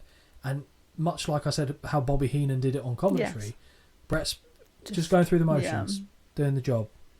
And it's sad to see because of how good, and we know how good he can be. Yes. Speaking of matches, Scott Norton versus, why'd you laugh? Don't know who he is. I haven't even got to his hair yet. Scott Norton versus Lex Luger. I just don't care. I'd cashed out so hard by this point. So hard. I don't blame you. No. Here you go, Holly. You saw this man crash the first Nitro and have an altercation with Savage, but no match. You forgot that, didn't you, until just now? Yeah. Now you can see a WCW Scott Norton match. Oh my God, I'm sorry. Yay. Why does Lex Luger always look so unenthused when we see him? There is a point in this match as well when it literally, I don't know if he gets whipped into the turnbuckles and you just see him and it's literally like, he looks how I felt watching this, like so over it. Yeah, he's zoned out almost. Bored. He's supposed to be selling like his, I don't know what's going on. Like dazed, but he just looks bored. Yeah, he does. And I was like, yeah, I feel you. Yep. Well, I mean, that would have made it more interesting. I think I'd rather touched him up than watched the match. As he enters the ring and the bell sounds, he's immediately attacked and knocked back to the outside. Norton whips Luger into the guardrail, and as he does, the 1980s comes calling to reclaim Scott's fucking mullet. Into the ring post goes the total package. Drink. A really fucking big one at this point. And now he hits the ring apron before returning to the ring. There are many things I would like to see Scott Norton do. Go away, wrestle in Japan, but Flash is certainly not one of them, which is obviously the name that they give Flash. Oh, Scott Flash Norton. But no, absolutely not. Clothesline by Norton, an impressive backbreaker follows. I'll give him credit where it's due. Mm-hmm. He takes a moment to jaw jack with someone in the crowd. Extra thick chops being sold at his butcher's counter, courtesy of Scott Norton. And Holly, what do you think of this individual wearing a singlet? He doesn't make my list, I'll be honest. Nor mine, but it's not as upsetting as others. Okay. I'll say that. Big telegraph charge by Flash, and this is what you were just referring to. Yeah. Where Luger's in the corner, but he moves out of the way before hitting a pair of clotheslines. Oh, good! Buff is back, and he eats a right hand on the apron for his troubles. This, however, does present a distraction, and Norton kicks Luger in the gut and picks him up to deliver a devastating shoulder breaker. And that gets a 1, 2, nope. Luger kicks out. The commentary team make a point that nobody has kicked out of this move. A shoulder breaker. It looks so awkward to hit as well, but it doesn't look devastating. Like I said, that was Rocky Maivia's finishing move in WWF at one point. The shoulder breaker. This is a kind of reverse version. But, right. Oh dear. Okay. Not a good move, in my opinion. You don't really see him anymore. No. But probably for a reason. if we're being honest. Yeah, fair. Whip by Norton sees Lex duck a clothesline before connecting with a flying forearm. And lest we forget, there is a metal plate in there. Oh, yeah. Luger teases setting up the torture rack, which he then applies, and Norton is a thick, beefy slab of human meat, so it does look impressive. It does look impressive. That alone, I would give kudos to. I agree. It doesn't take long for him to signal his surrender, and this match is over. Yeah. As soon as the bell sounds, Buff enters the ring, and now he's locked in the rack before being thrown at Savage, who entered the ring with a steel chair, causing him to drop it. And I know that you were going... I'm so fucking overwhelmed. Like, all the senses are hitting you at the same time. You don't know whether to... wind your arse or scratch your watch. Okay. Yeah, Never heard that before. Well, yeah, it was just you didn't know what was going on. No, I really didn't. Yeah. Oh, well, actually, I've given a small compliment here. Oh, gosh. Did a fairly good job of making Luger look formidable. I'll say that much. Okay. He beat Beef Slab, then fucked Chode, who came in afterwards, and then threw him at Savage. Yeah, fair. Fine. Yeah. Okay. Just wish that Lex cared. Yeah, true. I mean, I cared more than Lex cared, and I didn't care. No. So what'd you score this match? 1. Oh, you are so generous. I really am. I'll let you read my scoring for that one. 0.25. That's the one. Okay, yeah, fine. Because there was nothing of value. I have put what was the point. The 0.25, Yeah. torture rack. Yeah, fair. Just getting him up there like he was. I he think weighed that's nothing. probably what my 1 is for. Yeah. That's impressive. We go back to the commentary team. Yes. The commentary team returned to the topic of Nick Patrick's slow count, which ultimately resulted in Sting being the WCW champion. You shook your head. Okay, why have you shaking your head? Because I just don't care anymore. Okay, I thought you were shaking your head for another reason. And is it slow? Is it slow? Is I'm it glad fuck? you mentioned that. Is it fuck? I'm glad you mentioned that. Oh, God. Heenan says there's no doubt in his mind that Nick Patrick can count to 3 in 10 seconds. Oh, is that another laugh? Did you make me chuckle? Heenan has given you 4 laughs on this show. Yeah, but not from him. Like, And- second hand I'm hearing them and I think they're funny. But this is not a good Heenan show, and he's done 4 lines that have gotten to you. Stagger Lee, who looks like a cross between Ron Jeremy and a luxury car salesman, says we will shortly see the footage that Hogan and Bischoff are talking about earlier in the night. We now go to the end of Starrcade main event between Sting and Hollywood Hulk Hogan. Again, I'm not going to go into the details of the Thank match. God. So I won't go into a massive amount of detail on this particular moment, as I'll save it for when we cover that show, but Brett stops the bell from ringing, as Nick did an alleged fast count. Having been screwed himself the month prior in the WWF, Brett is not seeing this happen to anyone else if he can help it. How stupid does Brett look here? Trez. Because the count, and we'll go into detail at the time, and my theory as to why it isn't, is perfectly fine. Yeah. The cadence is a perfect 3 count. Yes. Well, I wonder who would want themselves to make it look like they were the winner. Can't think of where that would have come from. Huh. You're telling me that there wasn't a conversation had between the two? Just saying. So yeah, Brett slugs the ref. So Brett comes out looking more like a mug than anyone else. Yes. Sting comes out looking a bitch. Yeah. And Hogan comes out looking fine. Yeah. Shocking. Brett slugs the ref and chases Hogan, throwing him back into the ring. The match restarts with the ultimate result being Sting is the new WCW World Champion. That's it. This needs to be saved for that Starrcade show. Please. So that's why I'm not going into any more detail than that. But I'm glad you spotted the very much non-slow count. No. Or no fast count, sorry. As we return from commercial break, we are informed we will see what happened at the close of Nitro the night after Starrcade. Honestly, this is such a pile of dog shit. Like, I'm so fucking bored of watching this pile of crap, honestly. WCW, ladies and gentlemen. This is fucking ridiculous, though. Yeah. I don't care. I've Yeah. never cared less about... Give me the fucking Carly kiss cam. Give me that. Yeah, but you liked that. Yes, so that's exactly. Give me something. brilliant. I mean, if Carly came out and did a kiss cam here, that would have been fucking weird. I'd have liked him. Yeah, I mean, he also would have been like 12. Was it? No, he wouldn't. Oh. He definitely wouldn't have been that young. Not in that respect, but No. do you know what I mean? Oh, yeah, no, wasn't suggesting you were not. No. I said I wasn't. Thank you. They have really bigged this moment up, this one. Yeah. So I'm expecting chairs being thrown, fires, looting, the whole shebang. We see the conclusion of the rematch between Sting and Hogan, which again, I'm not going into detail on. Looking as though Sting had been screwed, some rubbish was thrown into the ring by the fans, but as the original ref comes to, we basically see the same ending that we did from Starrcade with Sting walking out as the champion. JJ Dillon goes to award the title to Sting before Bischoff enters the scene and plays tug of war with the title before kicking Dillon to the gut and then the head. Now it's all-out chaos as the NWO descend on the ring and work over Sting until Bret Hart comes out to help, and eventually more WCW representatives come out to even the odds. So to make things perfectly fucking clear for those who haven't seen it, this is in no way, shape or form akin to a riot of any description. No. It's a brawl at best. Yeah. We are now brought back to Thunder, where Mike Tenay is interviewing JJ Dillon, who is here to announce the committee's decision. Before he does, however, he asks Hollywood Hogan to come to the ring. Hogan, Bischoff and the rest of the NWO crew make their way to the ring. Thankfully, we don't hear their entrance theme for the 12th time of the night. Thank fucking God. As they stand in the ring, Nash pretends to pick his nose and sprinkle it on the head of Dillon, which is just so cool. Before he continues, he also asks Sting to come to the ring and bring the belt with him. Not a good sign. No. Good reception for the Stinger. He woke the fans up. Yeah. That's good. He doesn't look happy though. Well, no. Would you? Well, we don't know what's being called on the ring so far. We have no yeah. idea what's going on.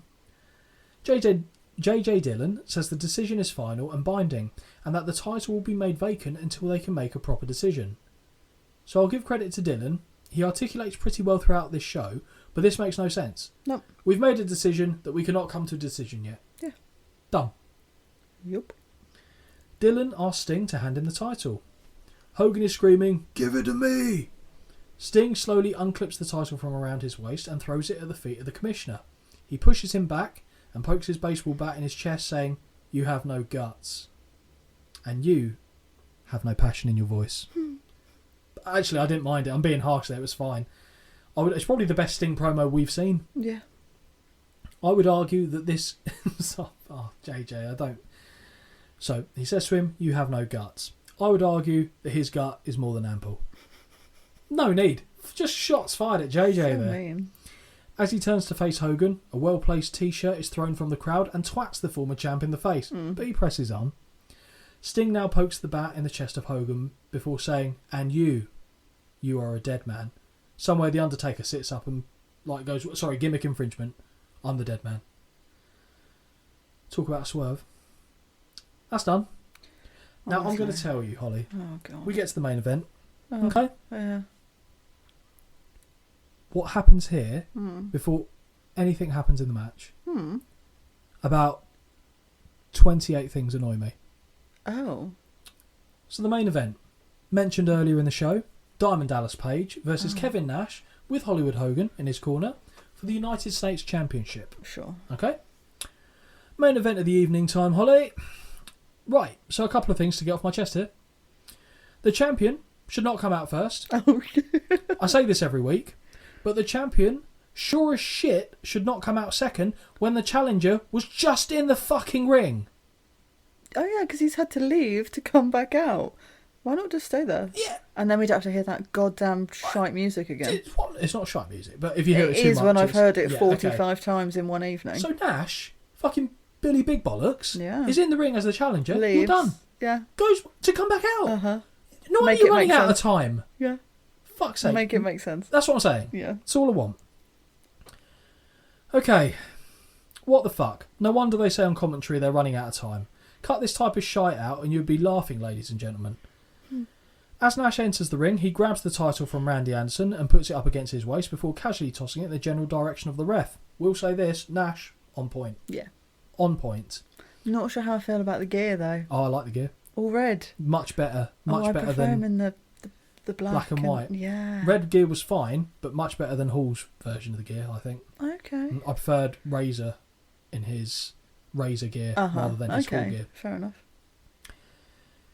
DDP is leaning in the corner as Nash signals the too sweet sign, and DDP counters it with a diamond bang of his own. Mm-hmm. They lock up and DDP is quickly overpowered and shoved away. He takes a moment to pause in the corner before they lock back up once again. Short arm shoulder tackles from DDP, but he gets dropped with a stiff clothesline from the big man. Whip is turned into a hip toss attempt by Page, but Nash blocks it, but he cannot avoid the DDT that leads to a near fall. Nash gets whipped but climbs down on the back of Page, who ducked too early. Who climbs? Oh no, he doesn't climb down. What the fuck? Nash gets whipped but clubs down on the back of Page, who ducked too early. You're thinking, what was I watching? Yeah. Big right hand from Nash, and he's soon driving the knees into the midsection in the corner doing Nash things. The back elbow, of course, follows in short order. Big forearm to the back of Dallas, make it 2. On the third attempt, Page fires back with a number of heavy rights and lefts. Corner whip is reversed, and Nash hits a big corner clothesline that turns Page upside down in a heap. Big sidewalk slam from Nash, who gets a 2 count. Back in the corner, and big right hands from Nash cause DDP to wilt to the canvas. Big Sexy boots him out to the floor and follows behind. Page gets run into the ring steps and is now rolled back into the ring. That's the theme as well. Go outside, throw him in something, put him back in the ring. Yeah. Elbow to the head, and Nash guillotines Page over the middle rope with his legs. Snake eyes for Page, and Nash is really taking his time as he drags him away from the buckles before connecting with a running elbow. 2 count. Nash scoops him up one more time, looking for a second snake eyes, but Page fights like hell and slips out the back, looking to hit a diamond cutter, but no. Hogan is on the apron and punches DDP in the chest, causing for the bell to sound and a DQ finish. Nash hits a big boot, and the crowd starts to get loud with the arrival of the Giant, who lumbers his way to the ring. Big Sexy is looking to powerbomb Page, which is when Hogan draws his attention to the new arrival. The two big men square off for a moment as Tony is panicked with how little time they have left, and they begin to trade blows as the show comes to an end. Hogan looks to break it up just as the show comes to a close. Pure and utter unmitigated fucking chaos. Yep. Thoughts? I was glad it was over. I'll be honest. I'd signed off. This being the main event, really? Okay. Honestly, I didn't care. I gave it 1.5 out of 5. That's just because it wasn't too long. I just don't care. 0.5 stars I gave it. Oh, it's just... This show just boggles me. Because the highlight of this show, the thing that they've been banging on about the whole entire time, is a clip from another show. Or several different shows, but yeah. But you know what I mean? Yeah, It's yeah, like... yeah. Who does that? Who fucking does that? WCW. I don't like it. I know, nor like should you. it. I'm not a fan of it. So, yeah, it's done. Thank God. Show rating. Oh my God, I haven't done it. I've written my comments, but I haven't actually given it anything. Oh God. Okay, this is off the cuff. Yep. So I've just put, I was glad it finished. I could have watched it on mute, the whole entire thing. Could have watched it on mute. It was too rushed. There was too much in it for me, for my little brain that can't focus. I think you're selling yourself very short well there, because I think a lot of people would agree with you. And I just take out some of the matches and have some of the better ones a bit longer. Have Jericho and Flair be a bit longer. Have the Dragon and Ultimate Dragon, Juventud Guerrera. longer. And I'd have liked it. 3 out of 10. Don't ever make me watch that ever again. Well, I won't make you watch that episode ever again, that's for sure. And 3 out of 10, I would say 3.5 out of 10. Okay. But yeah, it was a slog. It doesn't help as well that they were... You touched upon all the key points for me there. They were shoehorning too much in. There was too much going on whilst also not a lot going on. Yeah. Because it all went back to the same points. And it was just quick thing. And it was like, slow down. Yeah, just take a breath.